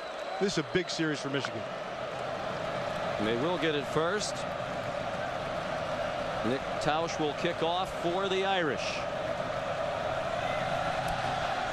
Notre Dame was the best kickoff coverage team in the country last year. They gave up a touchdown on a kickoff return in the first half, and Odoms brings this one back to about the 29-yard line. Tackled by Leonard Gordon, who's been a special team standout today. Time now for the Pacific Life game summary. The headline play of the half was the Darrell Stoneham 94-yard kickoff return. And it was the Notre Dame offense operating crisply throughout the half. Clausen, the third game in a row, right on target, and a lot of the biggest plays going to Michael Floyd. Tate and Floyd have been a problem with him for this Michigan defense. There's Tate Forcier, not to be overshadowed, at a very good first half. 9 out of 14. He's on target with his first throw of the second half. Darrell Stoneham out near the 40 and an apparent first down, tackled by Kyle McCarthy. Rayshawn McNeil. McCarthy was not a highly recruited player to Notre Dame. The high school quarterback. Forcier was highly recruited, one of the top ranked quarterbacks coming out of high school a year ago. ESPN-U had him rated the 14th best quarterback in the high school ranks a year ago. Nice. Beautiful ball fake. Kid's got game. And he goes out of bounds near the 47. Sean, this is stuff you just have. You can't teach this stuff. And Tate Forcier, he's got it. Now watch this. Look at that. Gets him up in the air, and then he takes his eyes down. He sees everybody run off, and he's just going to go and get what's there. This kid, the more you watch him, the more impressed you are with him, because he has what you cannot teach, and that is just poise. 7-yard gain on that play. 2nd and 3. As you mentioned, he's been groomed to play quarterback in college since he was in the 3rd grade. And he carries for a first down. The 2 older brothers who played quarterback, they were tutored by Marv Marinovich, the father of Todd Marinovich. And Tate used to watch his brothers work out, and at a very early age he used to hop on the train in San Diego, go an hour and a half each way up to Orange County to work out with Marv Marinovich. 3 brothers. We mentioned a little rivalry in Southern California. There were 3 Clausen brothers now who have played quarterback in college football, and 3 Forciers, and it's Forcier's team on the move. Brandon Miner rumbles down near the 33-yard line. Another first down, 16 yards for Michigan. We talked on this at the start of this game that they had to be able to get the ball into this man's hands. Now this Brandon Miner is a powerful kid. He's got good eyes. He slides nice and easy to the hole. They need to use him more. Miner through a gaping hole. Inside the 5 and down at the 1. Maybe you and I should be calling this game. Brandon Miner hits the hole beautifully. You're going to watch this right here. Nice job by the offensive line. See 60 right there. Mooseman does a really nice job. Look, now you're just running to field. There's nothing back here. Just run away, nicely done. Brandon Miner has him right down there, knocking on the goal line. 32-yard run for Miner. Michigan 1st and goal. Poised to reclaim the lead. They led by 11 early. Miner again tripped up. Good penetration by that defensive front for the Irish. Capron Lewis Moore, sophomore from Weatherford, Texas, made his first career start last week. Penetrated that Michigan offensive line. High formation now with Miner the tailback. Power football. Forcier fumbled the snap and appeared to get it back. He did, but lost a yard to the 2. I just said that this was going to be one of the most important drives, if not the most important drive of this game. It's the start of the 2nd half. And now you're right down here, and now you're already into 3rd down. That's a big mistake. Looks like Forcier pulled his finger like he almost may have jammed it. Sometimes these spread quarterbacks aren't used to being under center and taking the conventional snap. They stay with the power look. 2 tight ends. Toss to Miner. He's in trouble and smothered, and there's a flag down. He got stuffed back at the 5. Harrison Smith leading the way with Torian Smith, and they blew it up for a loss, and there was also a holding call against Michigan. Yeah, I'd decline this one right here and make him kick. Holding. 72 offense. Penalties decline. 4th down. Well, the Smith brothers do a great job of closing that thing, because it looks like he can get to the edge. You're going to watch Harrison Smith. Here comes, nice job right there by McCarthy.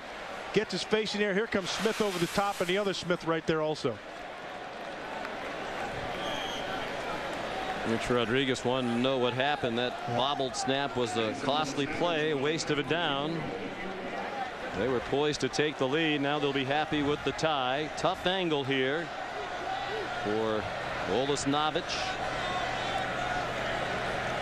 1 for 1 today, a 39-yarder. This will be 22 out of the hold of Zoltan Mesko. So they might be taking the delay on purpose to back up and get a better angle. Just decline it. Delay game. Offense. 5-yard penalty. Still 4th down.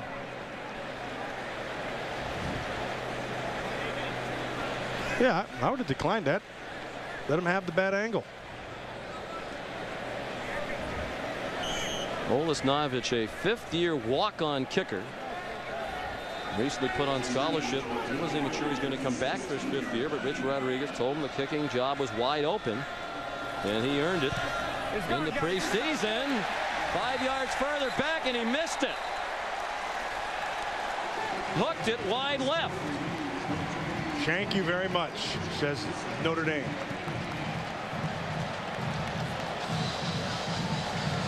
Two miscues that you cannot afford inside the 3-yard line. The first is the snap. You have the fumble, he falls on it, you waste it down.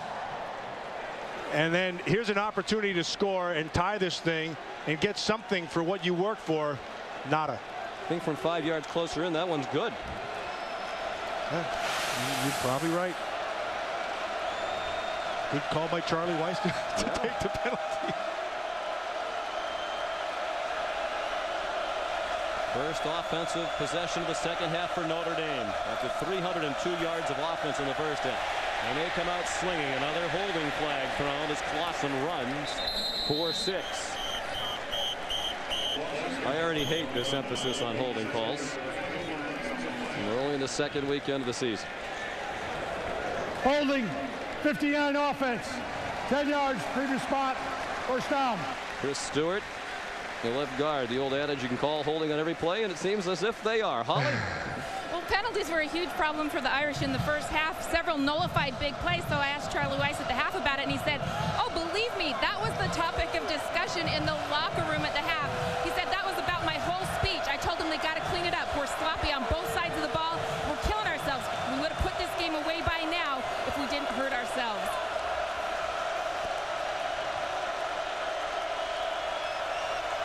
The other team has turned it over, and that's been a staple of the Charlie Weiss era. Quick throw and catch. Golden Tate got them back out to the 19. I like that set play. Up second down and 11. Matter of fact, Matt, since 2005, only West Virginia, Florida, and Ball State have had more turnover-free games than Notre Dame. They had another turnover-free game last week. They're 16th since 2005. That speaks to good coaching.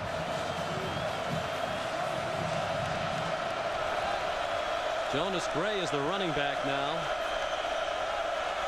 3 wide receivers. Clausen with time again has Floyd cutting across the middle for a first down. Driven back, but he got to the 31. Donovan Warren on the stop. 12 yards, first down, Notre Dame. Too much room. Sitting back there in the zone, it's just way too much room. Watch Donovan Warren now. You can see what they're doing up front. They're just going to get their rush. They're matching up inside with Rudolph, but it's just too much room.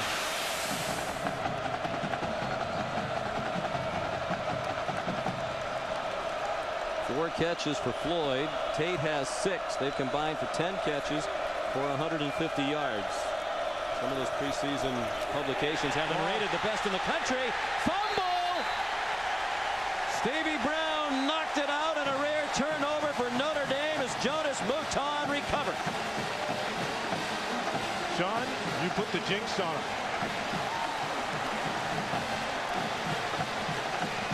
Just when we get done talking about having turnover-free games, here they come.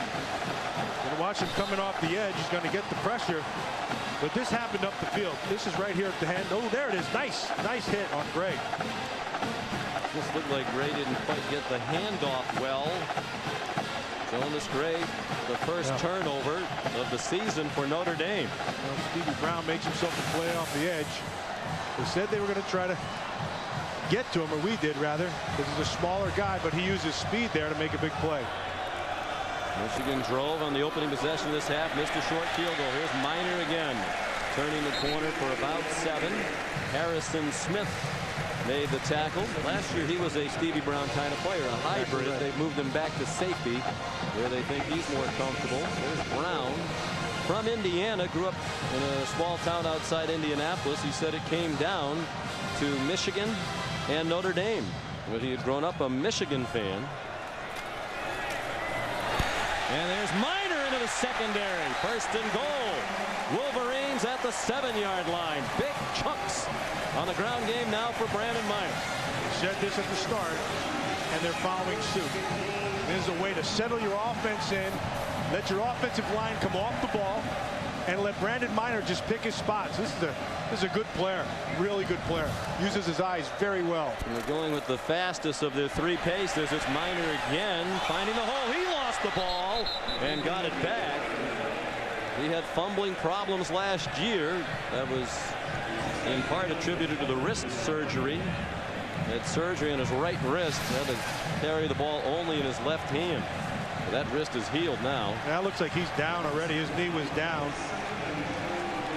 Ball should have been marked up a little bit.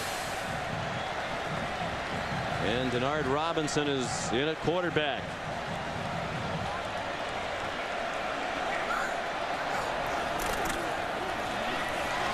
Running right inside the 5 and banged out of bounds at the 2. Crowd wanted a late hit on that side of the field. They're going to spot it at the 3. If I'm John Tenuta and I'm the defensive coordinator for the Notre Dame Fighting Irish, whenever I see 16 come into the game, I'm going after him because he doesn't pose a threat at this point in the passing game. So get your people up at the line of scrimmage, tighten down your coverage, and just go ahead and get after him. There's John Tenuta.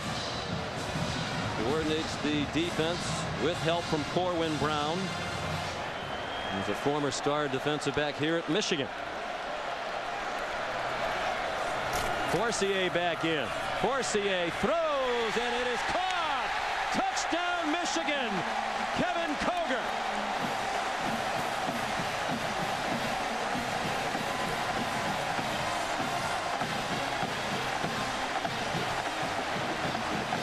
Koger has the nice catch, but that is all Tate Forcier. This kid is impressive. Not a big kid, but a heady kid.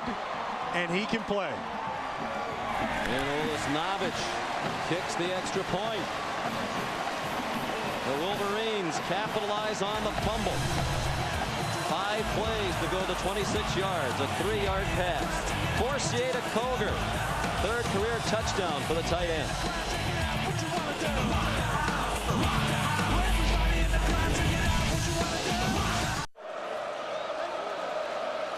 So many great games in this rivalry. Another exciting affair on a beautiful sun-splashed day in Ann Arbor. Michigan has rallied with 10 unanswered points to take a 4-point lead. I want you to watch this with Forcier. Football is all about decision making. They get people down inside. Now he has to make a quick decision. Do I try to take it outside, or do I try to find the hole in throwing lane? He makes that decision, and boom, it's a score. That is so impressive for an old quarterback, but even more impressive for a young one. Yeah, he doesn't play like a true freshman, and poised well beyond his years as well. Brian Wright's kickoff. Down to Barry Gallup Jr. Nice return right up the middle. Barry Gallup Jr. across midfield. Well, Charlie Weiss said whenever possible we'd like Theo Riddick, the speedster, to return the kickoffs. That one came down to Barry Gallup Jr., then the son of the longtime coach, Boston College, former head coach at Northeastern. Made Dad proud with that return. Just running with his eyes. The kid's got some shiftiness to him. He's got run down from behind. Right when he had a chance to burst, he couldn't quite hit that next gear. 52-yard return. Barry Gallup Sr., known for, among other things, recruiting Darren and Doug Flutie to Boston College, where he assisted Jack Bicknell. Armando Allen ran right into the pile, tried to bounce outside and lost the yard. And we check in with John Saunders in New York. Well, Sean, Oklahoma State trailing Houston, but Dez Bryant, the great wide receiver, takes the punt return and takes off 82 yards, showing the great speed and shiftiness.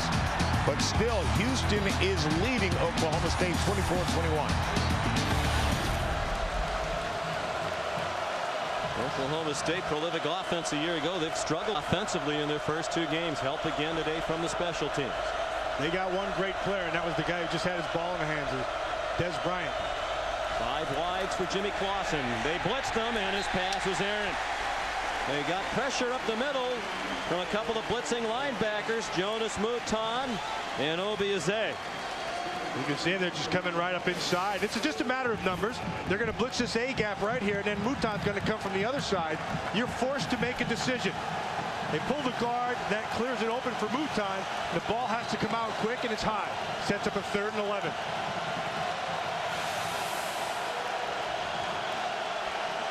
Lawson 15 out of 21. 211 and 2 touchdowns. No interceptions. Watch up top.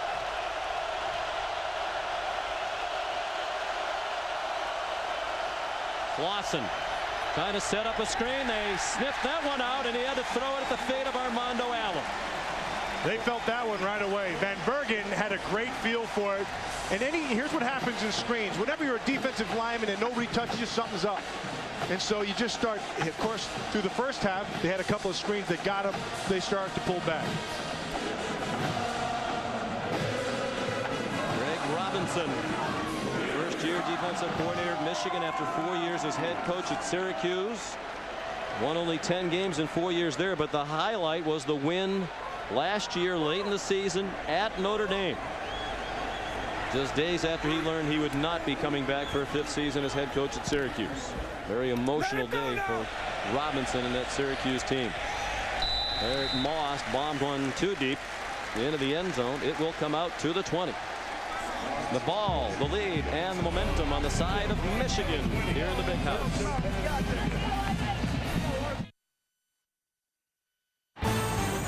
ESPN's College Football on ABC. Brought to you by Mercedes-Benz. You must experience the amazing new E-Class. Pacific Life. For insurance, annuities, and investments, choose Pacific Life. The power to help you succeed. And Taco Bell. Think outside the bun. Aerial coverage of today's game is provided by MetLife. MetLife has the protection you need for the most important ifs in your life. Visit MetLife.com today. After the first 3 and out for Notre Dame on offense today, Michigan takes over. On 1st and 10 from their own 20. It's Brandon Minor taking the handoff from Tate Forcier ahead for 2 yards. And Forcier in his 2nd college game playing like a seasoned pro. He finds Carlos Brown on the outside. I think the most important thing is he goes to Greg Matthews right here and then finishes up with Koger in the end zone is when he does move, he keeps his eyes down the field. But he does it for more than one reason. Most of the time you say it's just a throw. He's not afraid to run either. Throwing deep down the field and incomplete. Darren Walls had step-for-step coverage with Greg Matthews. He's a young, you know, he reminds me of, he has some finesse to his game that you can't teach. Joe Montana had that. And Montana was young. He would take off and run, and he'd create some things. Forcier's got a little bit of that in it. In fact, he's got more than a little bit. Well, he says he's 6'1", about 194 pounds. He'd be lying. I stood next to him yesterday. If you know, he looks smaller than that. Certainly when you see him on TV, he was taller than I thought in person. He might be just under 6'1". Well set up screen, and Carlos Brown has a first down. And Forcier made the point yesterday. He said, all I know is I've worked out in the San Diego area with Drew Brees, and I'm taller than Drew Brees. Oh, he was proud as a peacock about that one, wasn't he? Now, if he can play like Drew Brees, who is a phenomenal, he's tearing it up right now. Forcier, after a good fake, tripped up, but still got nearly 5. Brian Smith made the tackle. Now, we talked about that rivalry, the Forciers and the Clausens of Southern California. 3 boys in each family that have played quarterback in Division I football. And Forcier's not hesitant to say there's a rivalry. Our family doesn't really like the Clausens very much. His brother Chris Forcier was coming out as the same time as Jimmy Clausen, both highly touted high school quarterbacks. Forcier's on the sideline. Denard Robinson. That's it. And they followed your advice, man. They know he's going to run it when he's in there, and he gets stuffed for no gain. So at one point, you're going to have to let him throw the football. Just a nice little fake and then get the ball down the field because they're crowding the line of scrimmage, which is what you'd expect. You know, this Forcier and Clausen thing, it sounds like maybe we should have it. It sounds like another show for ABC. Like, you know, quarterbacks of Los Angeles. Yes. You could probably do something like that. think that's a great idea. I'm just thinking, I'm just thinking outside the box. But he said, they don't hate each other, but he said there was a healthy dislike. All from Southern California, playing on a beautiful day in Michigan. Little bubble screen, and Kelvin Grady is pulled down. First year in the football program here at Michigan. He was a point guard on the basketball team for 2 years. His brother Kevin was a running back on the football team. He decided to give up basketball, come out for football. They're going for this apparently. Fourth down and 1.5 to 2. What a risk. It might be a pooch punt, and it is. And Forcier showing another skill. Will it stop? Yes! Great effort by Stoneham to hustle down and save it from going into the end zone. He's already returned a kickoff, 94 for a touchdown. Now he downs the punt inside the 5. But what does this tell you about what Rich Rodriguez thinks of this young quarterback? He knows he's got a flair, but they practice this. They practice this with all the quarterbacks. And he goes ahead and has him the pooch punt and just gives him great field position. That's a great job by Rodriguez and great confidence in the young quarterback. And of course, in college football, it's the ball, not the player, with regard to the end zone. And the ball never did go into the end zone, so poor field position. Notre Dame from its own 4.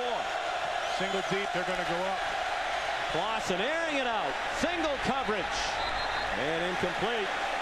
And Golden Tate wanted a flag, and now a very late flag thrown against Boubacar Sissoko. Well, they had single high. You can see the safety down there. And you knew he was going to take a shot down the field. And what Rich Rodriguez is saying is that, hey, that ball, that couldn't have been caught. Pass interference, defense, number 33, 15-yard penalty, first down. I don't know if the official had trouble getting the flag out of his pocket. Now there's some woofing after the play, and Tate better be careful. And you watch Boubacar Sissoko right there, 33, gets on his horse, and see what they're going to call him is the blocking with that arm. That's what he's going to call him on. And now what Rodriguez is saying is, look, that ball couldn't have been caught regardless. 15-yard penalty from the line of scrimmage. The ball out to the 18-yard line. Play action pass. Clausen. Flag thrown. We expect offensive holding. Kyle Rudolph is wide open. He may go. Izay trying to catch him and does at the 10, but this one is likely coming back. And it will. Offensive holding. Clausen's right there and knows it. And what they're going to call is they're going to call Sam Young. And he just latches on. And anytime you're going to see a defender, when they turn him and throw him down, that flag is getting thrown. Holding. 74 offense. Half the distance to the goal. Still first down. That's Sam Young, and they may have addressed that at halftime, that we can't beat ourselves. That message wasn't taken. Take a good look at 74. You're going to see him right here. They're going to come up. They're going to try to take an inside move. Craig Rowe right inside. Now he latches on, turns him, and they're going to call that. Every time. Mike Williams, the safety, injured on the last play. He's being helped off as you look at the replay. Basically, part of the emphasis, when you engage, turn, and twist somebody down to the ground, they're going to call that holding. Yeah, they're going to call it. And they got him right there. And you made the point to Rich Rodriguez yesterday, sometimes these linemen are going to get penalized because the defenders aren't very good at staying on their feet. In that particular play right there, Craig Rowe took the inside move. He got banged, and he started to fall anyway. And then he just latched onto him, Young did, and just threw him to the ground. He would have been fine just pushing him. He was fine because he was already going to the ground. But got the hands in, they called him. It wipes out a 72-yard gain for Notre Dame. Back of their own 9, 1st and 20, 3.5 to go, third quarter. Clausen, near side, caught by Floyd. Tackled immediately by Boubacar Sissoko. We'll be glad to see this day end, and give him credit. He's hanging in there the best he can with Floyd. Well, they have that all day. I mean, they can go down the field whenever they want because they are giving Floyd so much respect. with his speed. They're a little chippy out there. Yeah, a little push down, another push. That's just frustration. Gain of 12, 2nd and 8. Back and forth game here in Ann Arbor. Now it's Notre Dame down by 4. Quick throw and it's dropped. Incomplete pass. Duval Kamara, junior from Hoboken, New Jersey, couldn't corral it. Troy Wolfolk was there. Now that's Butch Wolfolk's son. Yes. He's a great player, great running back here at the University of Michigan. And the guy can scoot, he can fly. Not quite as big as his dad, but boy, he's a heck of a good player at safety, and he covers a lot of ground. Troy's on the track team here. Moved from cornerback to safety in the spring. He would have been a backup cornerback. And Greg Robinson likes the transition he's made to safety. It's a big down right here. Play clock running out. And Clausen called the timeout with 1 second to snap it. Timeout. Notre Dame. First timeout. After 302 yards in the first half, only 27 yards of offense here in the third quarter for Clausen and Notre Dame. You're watching ESPN on ABC, home of the 2010 Rose Bowl game and the City BCS National Championship game. Tonight on BC, the NASCAR Sprint Cup Series rolls into Richmond for the final race before the chase begins. 8 of the 12 positions still up for grabs. The field very much in flux. Carl Edwards, Kurt Busch, Kyle Busch, Matt Kenseth, all looking to fight their way off the bubble. That's tonight. Coverage begins. NASCAR countdown at 7 Eastern on ABC. 3rd and 8 for Notre Dame from their own 21. Down 24-20. 2:42 to go, third quarter. Floyd's matched up down below. Moved in closer to the line of scrimmage. Clausen under pressure. Lofts it up for Tate, and it's incomplete. The pressure forced the quick throw, and give Boubacar Sissoko credit again. He was on the hip of the receiver, and Brandon Graham applied the pressure up front. Graham got the pressure, and you can go back to Greg Robinson for the call in this one. Nice job. He comes unblocked, forces the quick throw, and the ball hangs up a little too high, and it's an incompletion. And a sign of good coaching is when you adjust at halftime, and obviously they've made some improvements with their defensive approach after Notre Dame went through that defense with ease in the first half. Eric Moss punts short, and a soft bounce, and rolls down to the 36. Well, when we last checked in with John, Oklahoma State was on the comeback trail. What's the latest, John Saunders? Sprint, and it is Oklahoma State's Bo Johnson, who takes off 37 yards for a touchdown following his tackling, and then open field. And also Texas right now is finally turned on the burners, 34-10 over Wyoming.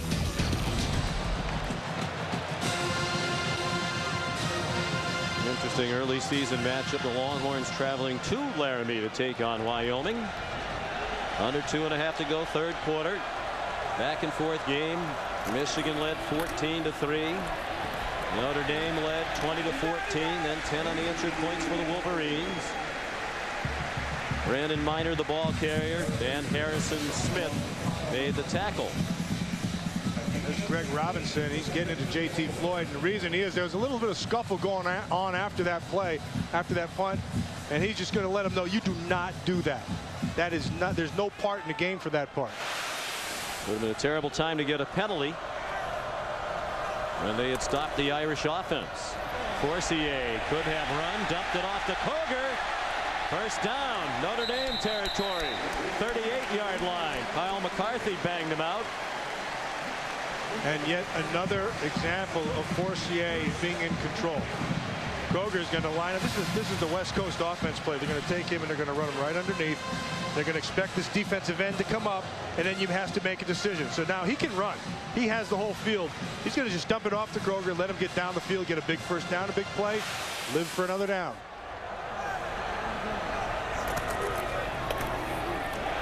Forcier keeps after the fake to Minor. And is dragged down at the 36. Gain of about 2.5. Robert Blanton made the tackle for Notre Dame, and the clock will likely go under a minute left in the third quarter by the next snap. If I'm Michigan right now, it's minor. That's who you got to get the ball. It's not a major. It's a minor. It's a major minor. Minor becomes major when you're trying to protect and build on this lead. Miners rush for 98 yards. Carlos Brown is in the backfield at the moment. And he gets the handoff. Georgia native down to the 30.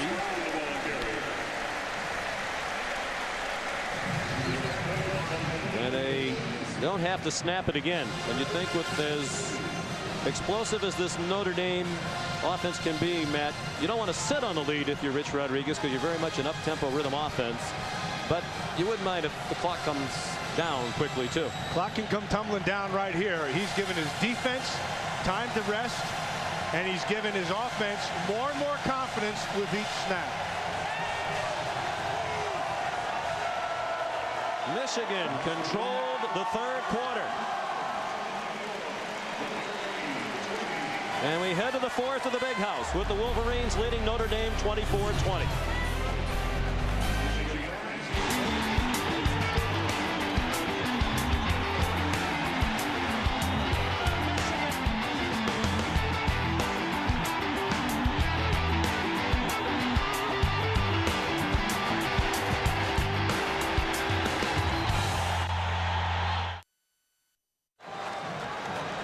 Gorgeous day on a beautiful campus in Ann Arbor, Michigan. University of Michigan hosting their rivals Notre Dame. Wolverines leading by 4 as we go to the fourth quarter and looking for more. A big 3rd down and 2 for Tate Forcier and the Wolverines at the Notre Dame 30. And Miners stopped for a loss. Well, they brought everybody, Sean. They brought everybody, dropped them down. They were expecting a run inside, and that's exactly what they got. Ethan Johnson was right there. Ian Williams was right there. And also Harrison showed up. And Michigan's going to go for it. I mentioned they do not have a proven kicker. Oldest Novich, a career backup, now a 5th-year senior, missed a short one earlier, and this would be almost a 50-yarder.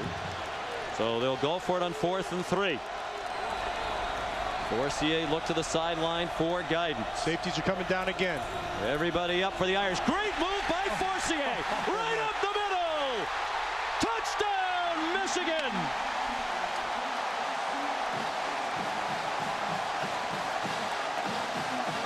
If you look real close, there's a jock strap on the field, and it belongs to Darius Fleming.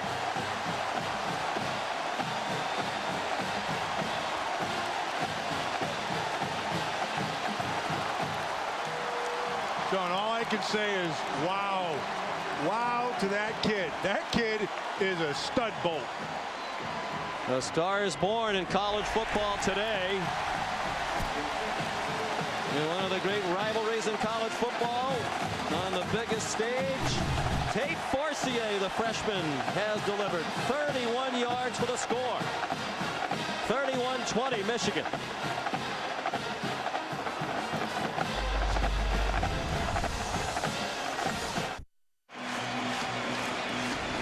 Time now for our Pacific Life game summary.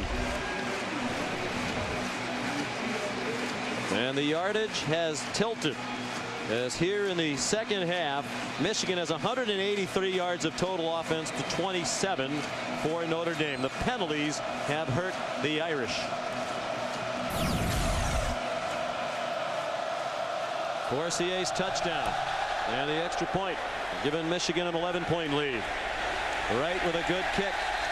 And Theo Riddick takes the knee in the middle of the end zone. Let's look at today's City inside view. Here's what I want you to take a good look at. They have 2 receivers, and you have 9 guys up here at the line of scrimmage. That means you are 9 on 9, which means that the quarterback has to account for a player.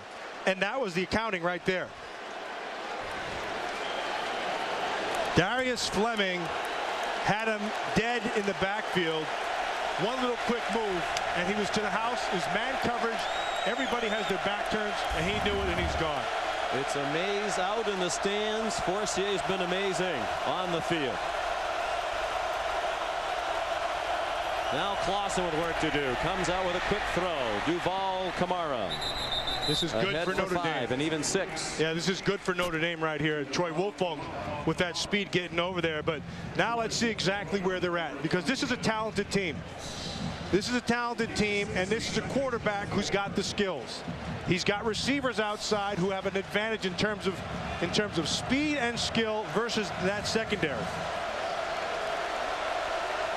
And that secondary is without starting safety Mike Williams, who limped off a while ago. Holly Rowe tells us he's been taken to the locker room. 2nd and 4. Clausen might be confused. Goes to the run. Armando Allen fights for a first down. Tackled by Craig Rowe. We check in with John Saunders in New York.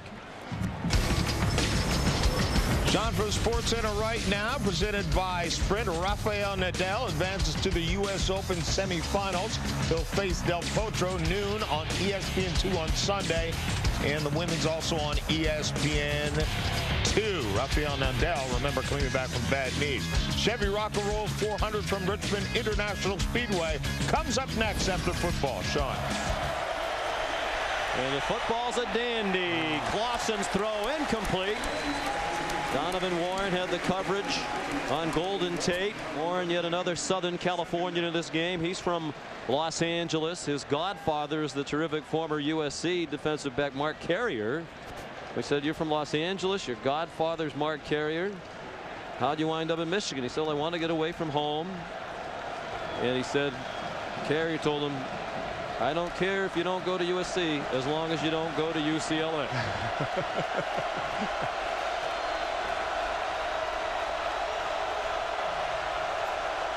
2nd and 10. Just 3 first downs in the second half for Notre Dame. Clausen going deep. Warren has the coverage, and it is incomplete. Looked like it was going to be a home run to Golden Tate. But Warren, who does not have blazing speed, closed the ground to get back into that play. Which means the ball hung a little bit too much. But Golden Tate gets on the top side of him, and that has to be a catch. That's inexcusable. If you're a big-time player and you're in a big-time game, you've got to make a big-time play. That, however, was a big-time drop, and Clausen knew it. And now a big 3rd down and 10. They're in the huddle a long time. Play clock at 5. They don't want to burn a timeout here. They've already used one, and now they use another. And down by 11 in the 4th quarter, that leaves them with 1. Second team timeout. That happens a lot when you have a big play down the field and you have to get back.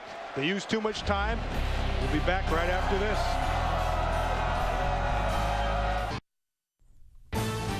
ESPN's College Football on ABC. Brought to you by the million-mile tested, million-mile proven Mazda 6. Dr. Pepper. Drink it slow. Doctor's orders. Verizon Wireless, America's largest mobile-to-mobile calling family. And X-Men Origins Wolverine on Blu-ray and DVD Tuesday.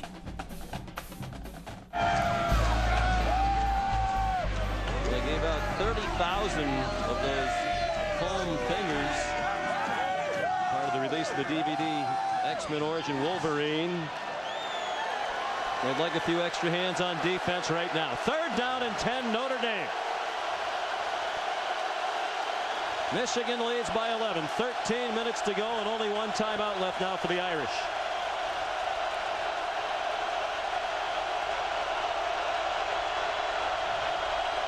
Clausen, only a 4-man rush.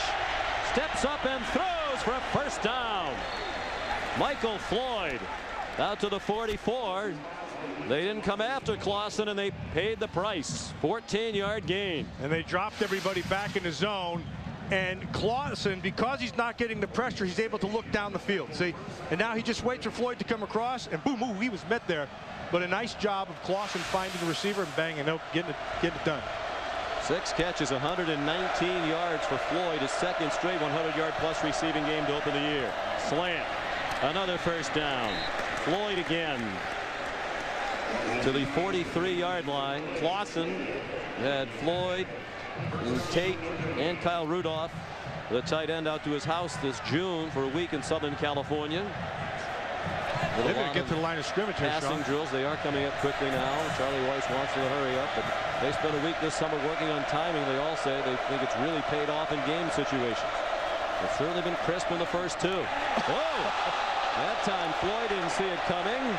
And it was Sissoko who couldn't handle the fastball from Clausen. Yeah, he didn't see it coming either. Hit him right in the old breadbasket. That should have been a pick. Could have been going the other way. Clausen sees it. He knows what he has. Look at that. Boom. He had Mouton coming from the inside out, and so he just pulls up. That you can't do. You turn into a defender right there.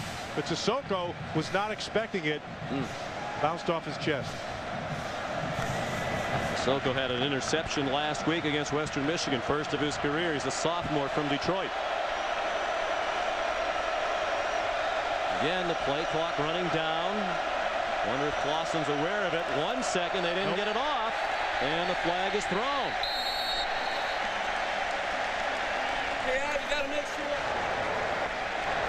Delay game. Offense. 5-yard penalty. Remains second down. Well, he's way too experienced now. 3-year starter beginning his junior year to have stuff like that happen. And that means, you know, the play's got to get in faster too. You know, that's coming from the sideline, and Charlie's calling those plays, which is I agree, but they were milling around. That happens sometimes. Yes, it does. They probably start thinking about all kinds of things up here. Can't wait till this week's edition of milling around. 2nd and 15. Say this, with this new construction, it is noticeably louder at the big house. Clausen throws, caught, short of a first down, but they get a lot of yardage back to the 38-yard line. 10-yard gain on the completion to Tate. 6 more needed for a first down. Tate just makes sure he gets a foot in bounds, and then he's out of bounds. But what you're seeing right now is what we said at the very start of this game.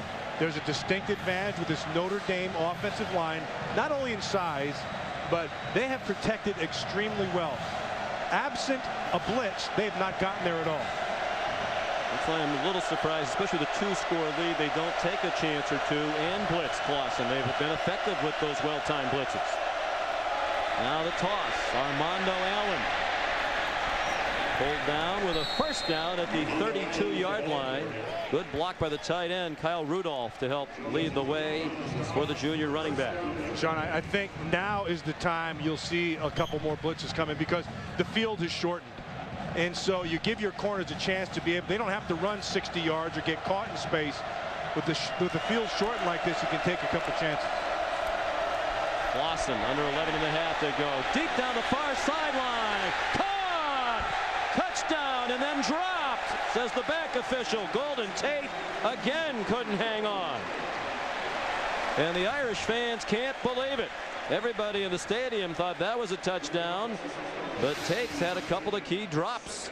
He has to have some control, and Sissoko does a good job of getting his hand on it, as you see his mouthpiece come out at the end. Watch it. He's pulling it down. Now he has to have some kind of control, and he loses it as soon as he hits the ground. Heck, he couldn't hold on to the ball, and he couldn't hold on to the mouthpiece.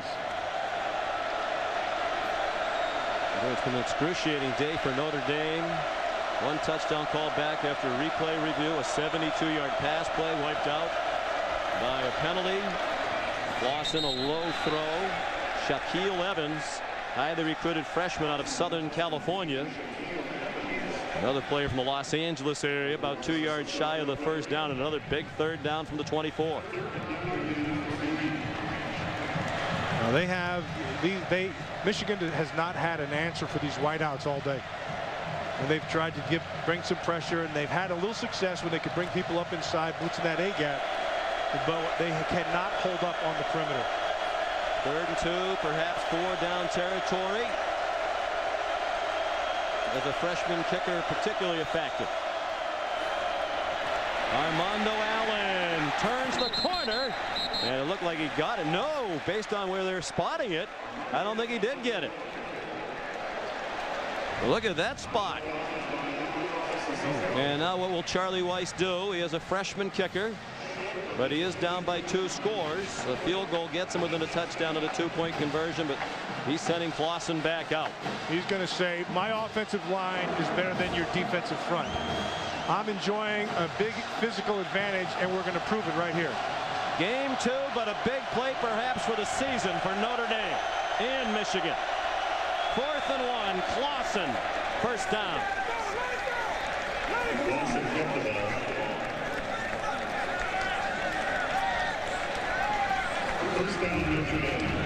Ball be spotted just shy of the 20. Holly. Well, guys, Charlie Weiss took a chance there, but maybe not too big of a chance. He walked right over to the chains. He eyeballed it himself. He was like, all right, we got this. And he was right. He goes for 4th down a lot. Of course, one of his mentors, Bill Parcells, well known for 4th down gambles during his NFL coaching career. Under 10 minutes to go. Low snap handled by Clausen. Again, single coverage. Again, a catch. Golden Tate, touchdown. He held on. He got away from Sissoko and scored. I like the fact that they came back right away and went right back to Tate. Dropped a couple, but then he's going to put the ball right back in his hands. Let your playmakers make a play, and he did that. And now they're going to go for 2. And try to make it a field goal game. Put themselves in a situation where they could tie it with a field goal. An impressive 80-yard drive, 14 plays. If I'm Greg Robinson, I'm bringing some heat right now, and I'm going to walk my guys up tight. Got a matchup right down here. Here is nice with Floyd. See if they try to go to him. He's one-on-one outside. He has Golden Tate up top with a lot of room to the outside. And they send the 3 receivers to the right as Floyd went in motion. Under duress, Clausen has to get rid of it, and it's incomplete. Actually picked off by Stevie Brown. He might have been out of bounds when he caught it, but it doesn't matter. The 2-point try fails, and now it's a 5-point game with 9:46 to go. Well, a second chance is golden for Tate and Notre Dame.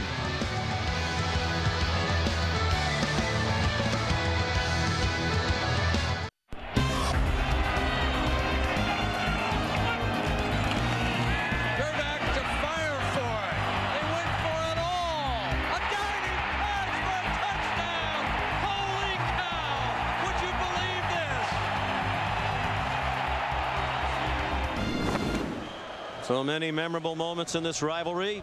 So many dramatic finishes. Certainly we're set up for another one here. 2 beleaguered coaches in dire need of a big win. Only one will get it. Notre Dame's now within 5 after the touchdown on the field. 2-point try. Nick Tausch kicks off. Martavius Odoms. Tripped up. He made it to the 29. Mike Anello, special team star for Notre Dame, made the tackle. And here's our star, John Saunders in New York. Well, thank you, Sean. It's the AT&T All-America Player of the Week update, and it goes to Tim Tebow. Now 30 consecutive games with a touchdown pass, 25 career games with both a touchdown pass and a touchdown run. 15 for 24, 237 yards and 4 touchdowns. Text 345-345 on your AT&T wireless phone to vote, and a chance at a trip to the national championship. Michigan trying to protect the 5-point lead. They come out swinging, and Forcier on the money to Daryl Stoneham for a 9-yard gain. Sean McNeil had the coverage. Stoneham a little bit slow to get up. I know you're talking about Texas for your player of the week down there with Tebow, and of course he had himself a heck of a game, but this kid right here, Forcier, you're going to have to look at too. He's doing some stuff you don't normally do. Well, they were dreadful on offense last year, Matt, and one reason why they had a historically horrible season, worst in school history here in Michigan. But if you're going to run this offense, you need to have that dual threat quarterback with the skills to do it. Forcier played this spread offense in high school. He got here in January after he graduated from high school a semester early. He was born to do this. You know, you can have all the coaching and tutoring and all. You can have all that you want, and you get out in the middle of the game, and you either have it or you don't have it, and it's visceral, and it comes right from the gut. And Forcier is showing that he's got that. See if he pays attention to the play clock here. Now they help Stoneham off the field and stop the clock. Well, he can take it down to about 9 minutes. And I think Rich Rodriguez is hopping up and down. That might be part of the message. 2nd down and 1. Safety's coming down. Trying to stop the run. It's Minor powering for a 1st down. Catherine Lewis Moore made the tackle. They're out to the 44. Here's Holly. Tate Forcier's done a lot of impressive things today, but to me, one of the most impressive was after that touchdown run. He ran over to the sideline and sat by himself on the bench. He did do a couple of fist bumps, but he wasn't emotional. He was not celebrating. He put the headsets on. He refocused. He's young, but he understands there's a lot of ball game left here. He didn't want to get caught celebrating. He just refocused himself to finish this ball game.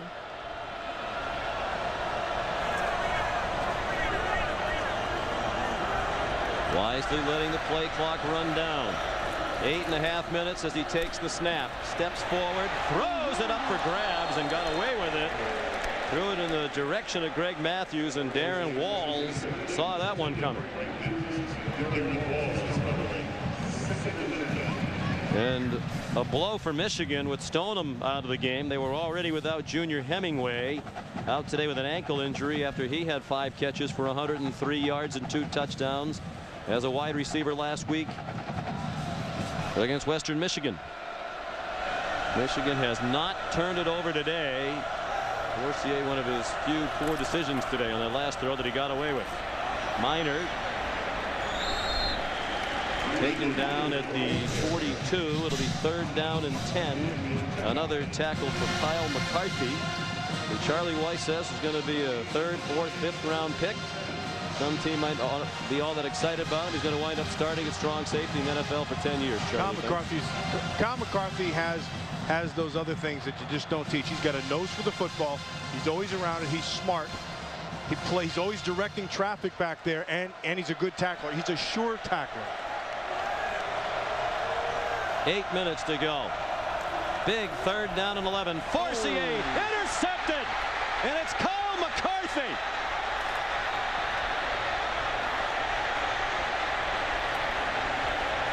Weaving all over the field. They can't get him down, and finally he's tackled from behind at the 36-yard line by Greg Matthews. 20-yard return. This is just a case of McCarthy just sitting back there in his zone and reading everything sitting in front of him. And it looked to me like the receiver never really saw the ball. You're going to watch McCarthy sit right back here, and his eyes are right back inside to Forcier. Forcier is going to be watching back inside to Williams. See, he just missed him. He missed him to Greg Matthews, and of course McCarthy's right there. Just like we said, he's always around the football. Senior from Youngstown, Ohio, as we mentioned, not highly recruited. In fact, Charlie Weiss joked that he recruited McCarthy himself, one of the few recruits Charlie got when he was basically a one-man recruiting gang. He had just gotten the head coaching job and didn't have a staff. Well, he hit gold on that one. I don't know what the reason for the delay is here. The officials conferring along the near sideline. The player injured on the near sideline, and close enough to the boundary that the officials are going to hold it. It's a Michigan player.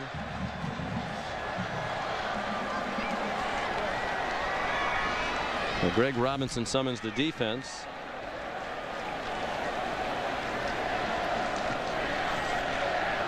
Trying to identify for you the injured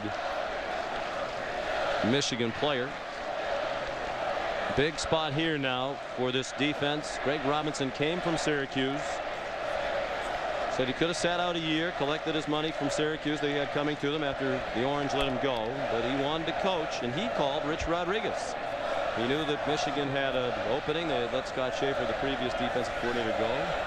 He knew Rich Rodriguez from their days together in the Big East, and Rich Rod was at West Virginia, and Greg was at Syracuse. And David Moosman, the right guard, who is injured and now further away from the field of play that they can resume play. But Rich Rodriguez very excited to have Greg Robinson. Can the veteran defensive coordinator dial up an effective defense here? Michigan now clinging to the 5-point lead. Notre Dame from the 36 after the first Michigan turnover of the game. Kyle Rudolph down at the 28, 2 yards short of the first down, tackled by Jonas Mouton. We haven't called Rudolph's name very much today, and it's kind of surprising because that's a guy with all the trouble. I guess what's happening is they're owning the outside versus these corners, so they haven't had to. But when they're starting to play the cover 2 and splitting those safeties, Rudolph should eat the middle of that field up. 3 catches for Rudolph today. Caught 29 last year, the Notre Dame freshman tight end record. 3 receivers. Michigan secondary under siege all day. One-on-one again, and that's way out of bounds. And there is a flag down on the far sideline. Sissoko bumping with Floyd. They were both running out of bounds for a while. The ball was way overthrown. Uncatchable. There's no foul on the play. The pass was ruled uncatchable. Nice job by Sissoko, though, knowing that your extra help is the sideline. And so you get him to run out of bounds, and once he's out of bounds, he's got no shot. See, it gets a push, he gets out of bounds, and they're calling it because the ball couldn't have been caught anyway. 3rd down and 2. Again, likely 4-down territory here for Notre Dame. Allen enough for the first down to the 25-yard line. Obiase made the tackle. And the guy who's quietly turned himself in a pretty good game is that center Eric Olson in there. That's a good player. You know, you watch him on film, and he's a guy who's in control. He's a strong kid. He's very good to the second level, and they've used what he can do today very well. First year as a center. He was the starting guard last year. Started at left guard. They come after Clausen. They don't get there. Back of the end zone. Caught but out of bounds is Michael Floyd. And Sissoko's going to need a shower when this one's over. Yeah, but he played that well. That's the second one he's played well. They know they're going to take a shot at him down the field. But Sissoko just uses his body very well, and again uses the sideline. He falls in that turf around that tracker on the outside. Didn't look to be in a lot of pain when we had that close-in shot of his face. I think if anything, he's a little winded. Looking at his left shin. His right shin. I hate to see that. Floyd, he's had himself one whale of a game today, and Michigan has not had an answer for him. They've tried to go man on him. He's beaten both corners. They've tried to play him in zone. He's found the holes. They run crossing routes with him. They've run fades. They've done whatever they wanted to with him. And just this last few plays, Sissoko has used the sideline very well to his advantage. Floyd's from St. Paul, Minnesota. And still down to the back of the end zone, so we'll take a timeout with 6:22 to go. While we were away, Michael Floyd, sophomore wide receiver, got back on his feet and put a wrap just below his right knee, and he went right up the tunnel to the Notre Dame locker room. It's a big loss for the Irish. He's had his second huge game in a row to start the season. 2nd and 10, Notre Dame trailing 31-26. 6:22 to go. They're at the Michigan 25. They stay with 3 wide receivers. Man. Clausen throws. It is caught by Shaquille Evans, who just came in for Floyd. He fought for every inch. Jordan Kovacs, the freshman who came into the secondary when Mike Williams, the safety, went down with an injury, held his ground.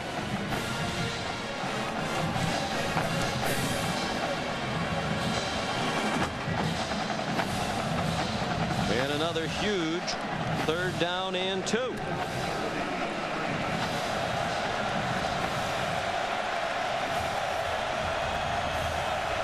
Three wide receivers. Armando Allen is the running back. He's had a 100-yard game at 109 rushing. Going to blitz off the edge. Allen running left. First down. And he's inside the 10. Down near the 8-yard line. Wrestled down by Mike Martin, who was a state championship wrestler in high school. Redford, Michigan. Charlie Weiss recruited him heavily, but he elected to come to his home state university. The nice play call. They were bringing the corner off the edge to the right side, and they ran away from it, and he was able to get up inside again, get behind that offensive line. Paul Duncan did a nice job there. 118 yards for Armando Allen. So long they've been waiting for the running game in South Bend. Looks like they have it with an experienced offensive line, and Allen an improved back. He finds the hole and finds the end zone. Touchdown and the lead for Notre Dame.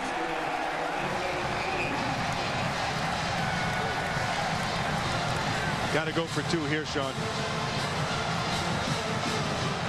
Nice job by Olsen, the center. Nice job of the right guard there also. It's just a young kid. The right guard is Trevor Robinson. They got a good push up inside, and then Mondo Allen just went ahead and finished it.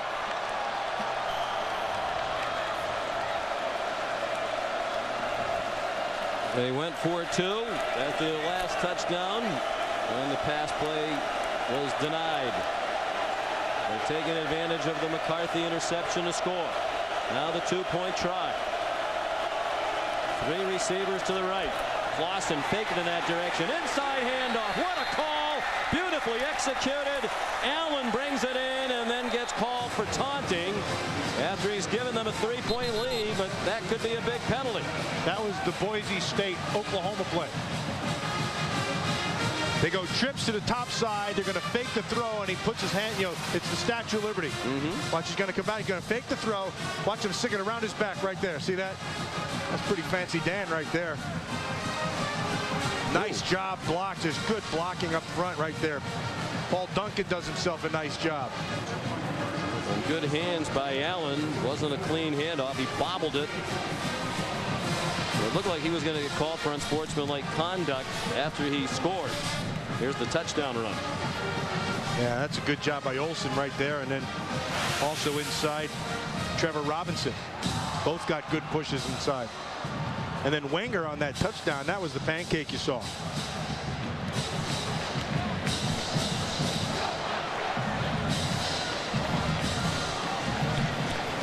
These 2 longtime spirited rivals.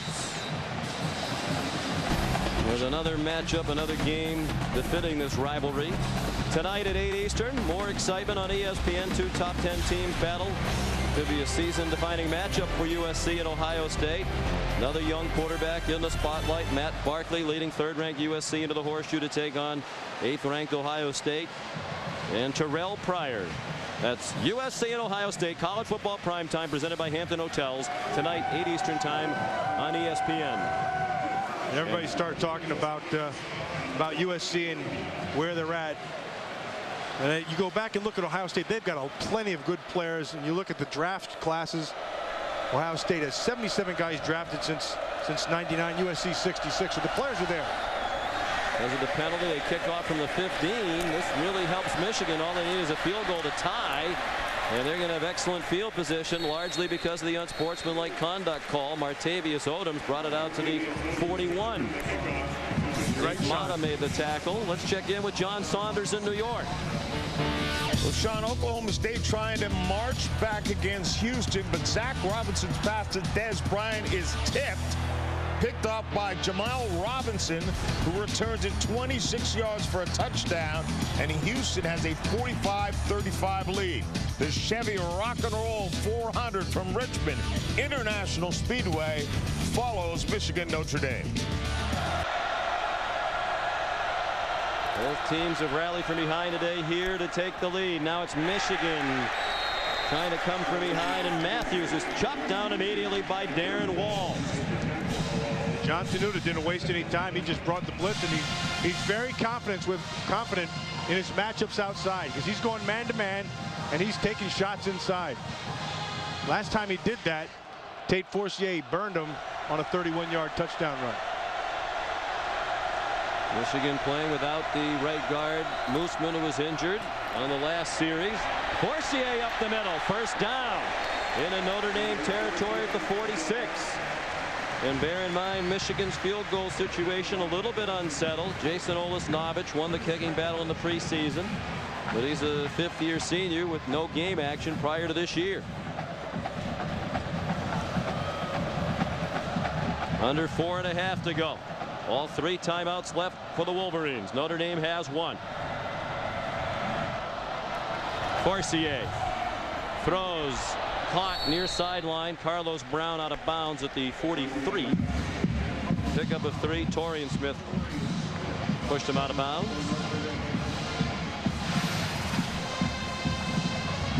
Joseph, that's the second good catch that Brown's had. Remember early in the game he had one with a big first down.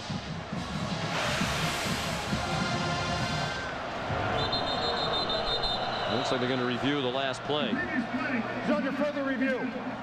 Ball was wobbling around a little bit as Brown attempted to make the catch along the far sideline.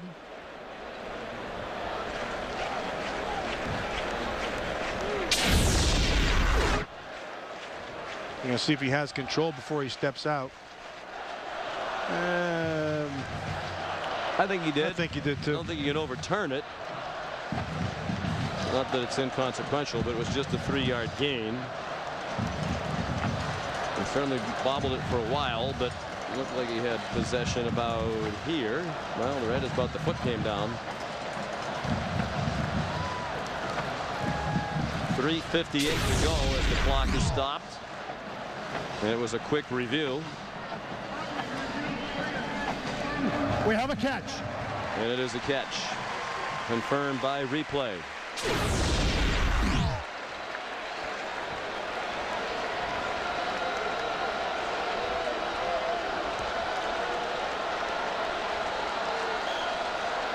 Charlie Weiss in his role as offensive coordinator over on the bench, huddled with Jimmy Clausen, talking about what they might do when they get back on offense. They don't know what the situation will be when that happens. Missed handoff. Oh, that's big. Yeah, Forcier had to get on it. He could not connect on the handoff with Carlos Brown. Interesting that Brown is in there and not Brandon Minor, who's their best ball carrier. Yeah, and that makes you wonder if something's wrong with Minor. Remember last week he didn't play because he had an injury. He just came back in now, replacing Brown. Hurt or not, you're going out there, and he's not hurt. I'm just saying. Lost yardage. It killed time. They're back at the 50.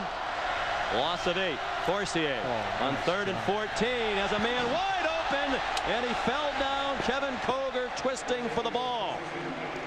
Threw it to the wrong side. Forcier knows it, and he had good protection. And the guy who afforded that great protection for him was Minor. Brandon Minor had a heck of a block. Man, that's a head snapper, but he throws it to the outside and just out of the arms of Koger. With nobody in a white shirt near him, Rich Rodriguez thought about it for a while, but with 14 yards to go, he's going to punt, play defense, uses 3 timeouts. That defense hasn't been very effective at stopping Notre Dame today, with the exception of much of the 3rd quarter. And they don't get it off.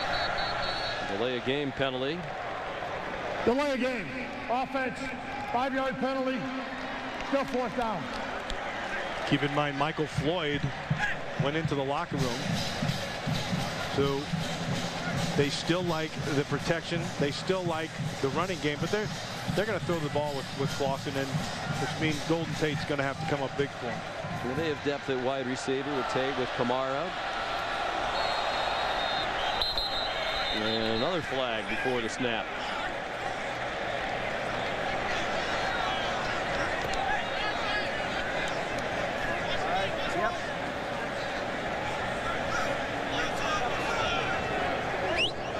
Number 95 on the defense with contact. 5-yard penalty. Still 4th down.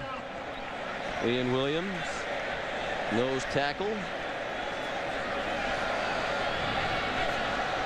8th penalty against Notre Dame. That won't make Charlie Weiss happy. Michigan penalized 6 times.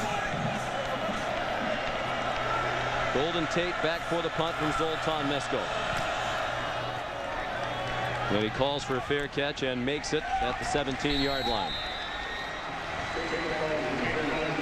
Big game here. More big college football tonight on ESPN, and a huge NASCAR Sprint Cup Series race tonight on ABC. It's in Richmond, the final race. All season long they've been heading for the chase. This is the last race before the chase. 8 of the 12 positions up for grabs. The field is in flux. Carl Edwards, Kurt Busch, Kyle Busch, Matt Kenseth all trying to fight their way off the bubble and in as they compete in the NASCAR Sprint Cup Championship. The field will be set tonight at the Chevy Rock and Roll 400 presented by Pennzoil, 7 Eastern time on ABC, starting with NASCAR Countdown. See how Notre Dame plays it here. They've been slinging it all over the field. Clausen 309 yards passing, but now they're in time-killing mode, you would think. And they start out with Armando Allen, and he has a lot of room. Michigan sideline irate. They wanted a holding call that they're not going to get. Jordan Kovacs made the tackle, but it's out to the 29 and a first down for the Fighting Irish. They wanted it on Kyle Rudolph, who was working on Craig Rowe, and he just held, he latched onto him and kept on going, and they were complaining from the sideline, but Rowe got blocked. You got to get off that block. You cannot, if you're a defensive end outside backer, you cannot let a tight end block you. Again, you saw Clausen upset with the speed at which the play came in. They have time to get it off here. He wants to milk all of that play clock. Michigan undoubtedly will start using their timeouts. Robert Hughes is the running back. More halfback, now a fullback. Powerfully built. He goes ahead for a yard. No timeout yet from Michigan. And now here it is. They might add some time. The officials are huddling. Rich Rodriguez wants time back on the clock. And they are going to put some time back up. Aerial coverage, and what a beautiful day it is to be above the big house. It's brought to you by MetLife. MetLife has the protection you need for the most important ifs in your life. Visit MetLife.com today. There'll be a lot of ifs and what ifs when this game is over. It's been a game of one big play after another, and Rich Rodriguez still upset about the lack of a holding call on Notre Dame's first play of this possession. So if you're Michigan right now, these next two downs are the big ones. Obviously, you've got to be able to get off them, get off the field, and there's the. That's what Rodriguez was complaining about. Now, Craig Rowe is a freshman, and he's going to be a pretty good player. And he's got to be able to lock his arms out, not let that tight end get into him, and get rid of the block. And a good job by Kyle Rudolph of executing the block. 2.5 minutes to go. Darrell Stoneham was injured earlier. Michigan wide receiver. And the 94-yard kickoff return, one of the very many big plays in this game. 2nd and 10. 2 timeouts left for Michigan. Notre Dame leading by 3 with the ball at their own 29. Clausen going deep, one-on-one coverage, and beautifully defended by Warren. And how about that play call for Notre Dame in a run out the clock mode?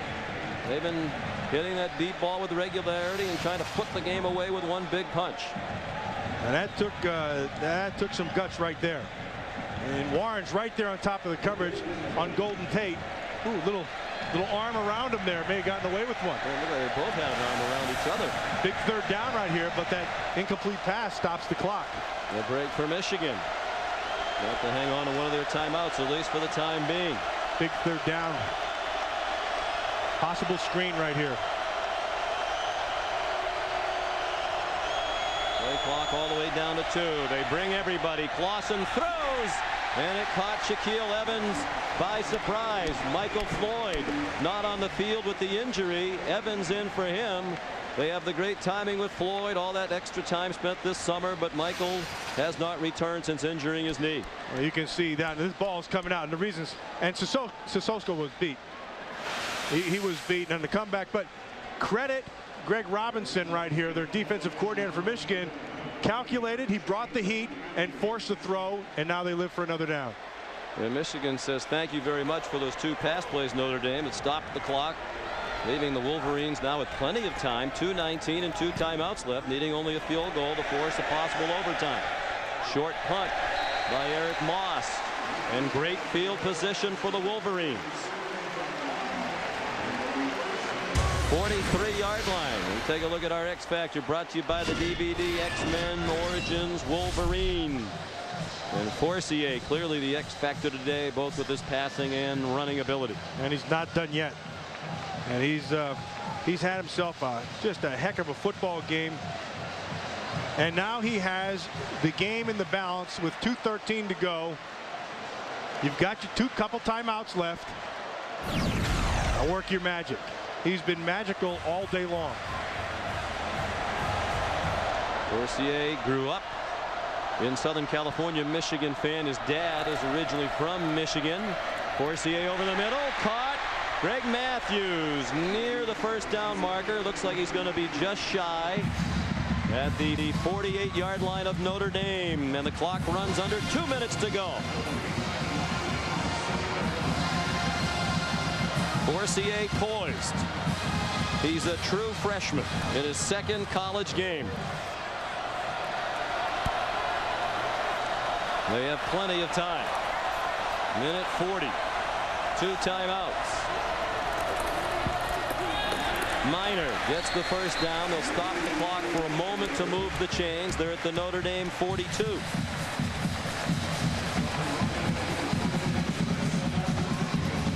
Oldest Novich, the fifth-year senior, walk-on.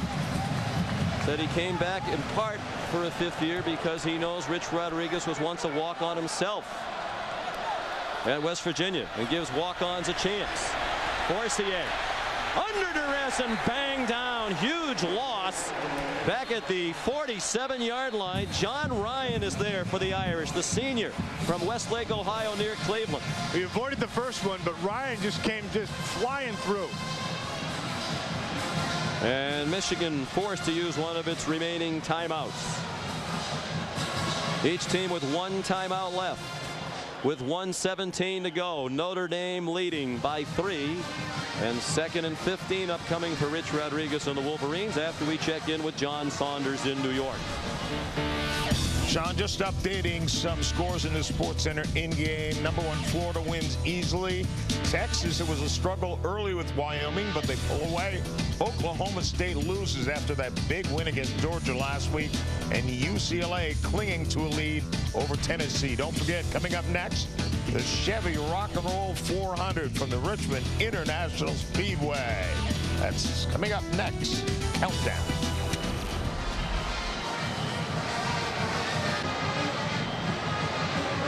Well, this has been like a car race in some ways today, Matt, with these two teams drafting past each other back and forth all day long. Right now it's Notre Dame in possession of a tenuous lead in one of the biggest games of Charlie Weiss's coaching career.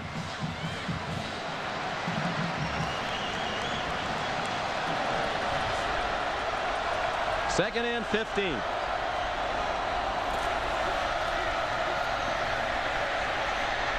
Forcier on the run, completes it, and run after the catch for Tay Odoms. And he's in bounds, so the clock runs. That sideline wanted to get out of bounds. He's at the 36. It's a mistake. He needed to get out of bounds. He wasn't aware of exactly where he was. Oldest Novich in his first career game last week kicked a 44-yarder. 3rd down and 4 here. Forcier over the middle. Is it caught? Yes, say the officials. Sean McNeil was all over Martavius Odoms, but it's a catch to the 29. From here, a 46-yard field goal. If it gets to that, they're within Oldest Novich's range. That is a great catch by Martavius Odoms. And the ball's thrown exactly where it has to be. The coverage is all over the top of him, but he goes down and gets it. 40 seconds to go. 1st and 10 Michigan, down by 3. They inch closer. Give me the ball. Laterial Savoy, his first catch of the day. They're depleted at wide receiver, so it's Savoy with the catch. Darren Walls the coverage. 30 seconds to go. And a timeout has been called. Ooh, by Michigan, their last one. That surprises me. That surprises me. Now he's going to have to throw. If he's going to throw and it's complete, they're going to have what, say 20 seconds to get everybody in, which is enough time. That's more than enough time. Down. Right now, unless they can have kill time it. 30 seconds. The clock will stop to move the chains if they get a first down. Of course, it'll stop on an incomplete pass. If he does throw and it's incomplete, now it's his second.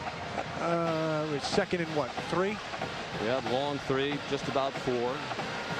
And from here, it would also be about a 39-yard field goal, which is within Olis Novic's range. This is when it's fun when you're a player. I mean, it doesn't get any better than this. You got a packed house, you got a big game, a big rivalry. You're going up and down the field. This is what it's all about. This is what football is all about. And a very important auto race coming up next. 2nd and 4. Would you take a shot at the end zone and try to win it with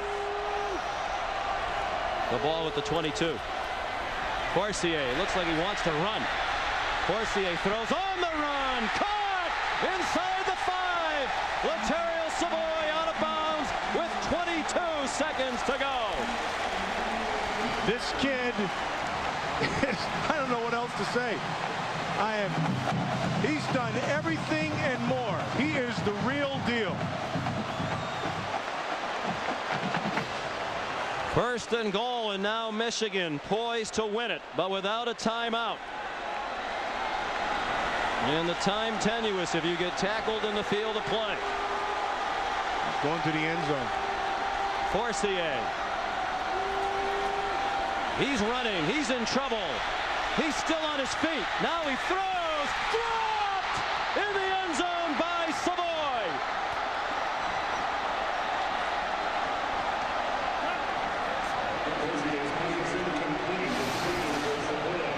Watch the creating.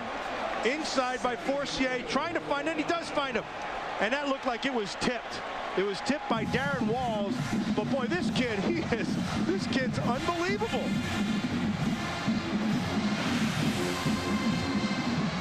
Second and goal, you can still get, in 16 seconds, you can still get all 3 downs.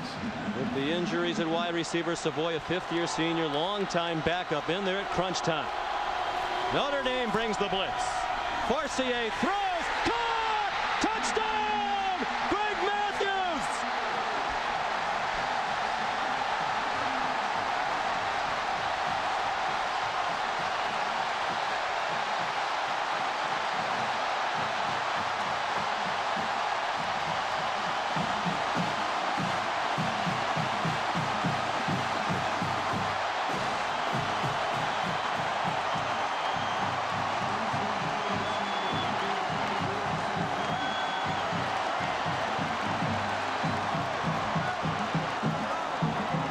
Now an important extra point. It's a 4-point game. Has Olis Novic knocked it through? Now a field goal does Notre Dame no good. Well, there's a lot of components that goes into this, the least of which is Forcier, but I want you to, first of all, watch the protection. A nice job in protecting. They're going to bring the blitz. You see him 1-2. Here they come. He steps and throws, and up top, Williams. What a great move. He goes on Darren Walls. Well, look at him right here. Inside. Walls jumps inside, and then Matthews comes back and makes a big play. Remember, at the start of this game, we said that Greg Matthews had to come up and be one of our impact players, and he absolutely was. And Rodriguez was the first one who knew. Well, he was very sure they didn't get a costly celebration penalty. Unsportsmanlike conduct penalty hurt Notre Dame earlier after a score. Matthews, as Rich Rodriguez said, he's our veteran, a senior from Orlando. 5 catches today. 68 yards and the biggest touchdown of his career. Forcier on the drive, 6 out of 7. He took him 57 yards in 9 plays in 2 minutes and 2 seconds. There's a new star in college football. He's a second-game true freshman, Tate Forcier. You better believe it. And we're picking a player of the game. It's that boy right there. Tate Forcier did everything you could ever ask of a quarterback at any level. Squib kick. They wanted the speedy Riddick to have a chance to return it in Notre Dame, but he couldn't handle it. It'll come out to the 20, 10 seconds to go. A timeout for Notre Dame. And Clausen saying, wait a minute, 1 second should not have come off the clock. They've been throwing the ball deep against Michigan secondary that's been shaky from time to time today. But you'd have to think Greg Robinson, this will be the all-time prevent defense right here. With 11 seconds to go, you let him throw it in front of you, you're not getting beat deep.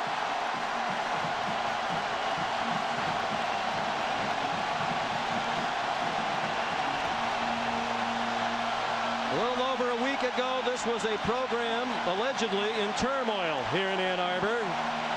They're seconds away now from perhaps a program-changing victory. 9 seconds the time on the clock. How'd that happen? Should be 11 up there. 3 receivers right, 1 to the left. Clausen throws to the left. It's Golden Tate looking for blocks. Time running out. And that time that came off the clock is key as the clock runs out as Tate hits the ground.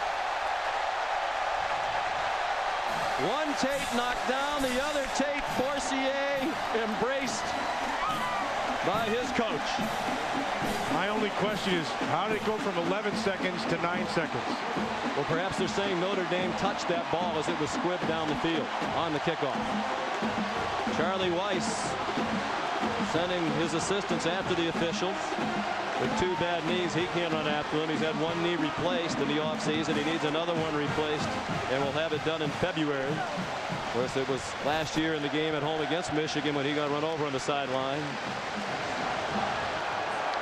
Tate Forcier, you're 100% right. Holly, what do you have? Well, I'm with Tate Forcier. You said that you don't get nervous. How nervous were you with 22 seconds left trying to win the game? Not at all. Not at all. I don't get nervous. They gave me just enough time. You know, I let my guys make the play, and Greg made one hell of a play. Tell me a little bit, earlier in this game, you had that big run for a touchdown on 4th down. What were you thinking on that play? You know, I saw cover 0, and I knew once I beat the first line, you know, I knew I was gone. You also had to kick in this game. You did a little bit of everything. How did you keep your composure? You know, I've been preparing for this my whole life, you know, and it was like nothing new to me. You've probably imagined this as a little boy growing up. How does that compare with how this moment feels for you now? Unbelievable. Unbelievable. I mean, I'm speechless. Thank you. Yeah. As we found out yesterday in visiting with Tate Forcier, it's unusual for him to be speechless. Among his many talents, he can talk. He's the toast of the town tonight. Final score, 38-34, Michigan over Notre Dame. A wrap-up of this game on ESPN News in just a few minutes. Be sure to tune in to ESPN tonight, 8 Eastern Time. Number 3 USC, number 8 Ohio State. Coming up next on ABC, it's the NASCAR Sprint Cup Series Chevy Rock and Roll 400. For Matt Millen and Holly Rose, Sean McDonough, so long from jubilant Ann Arbor.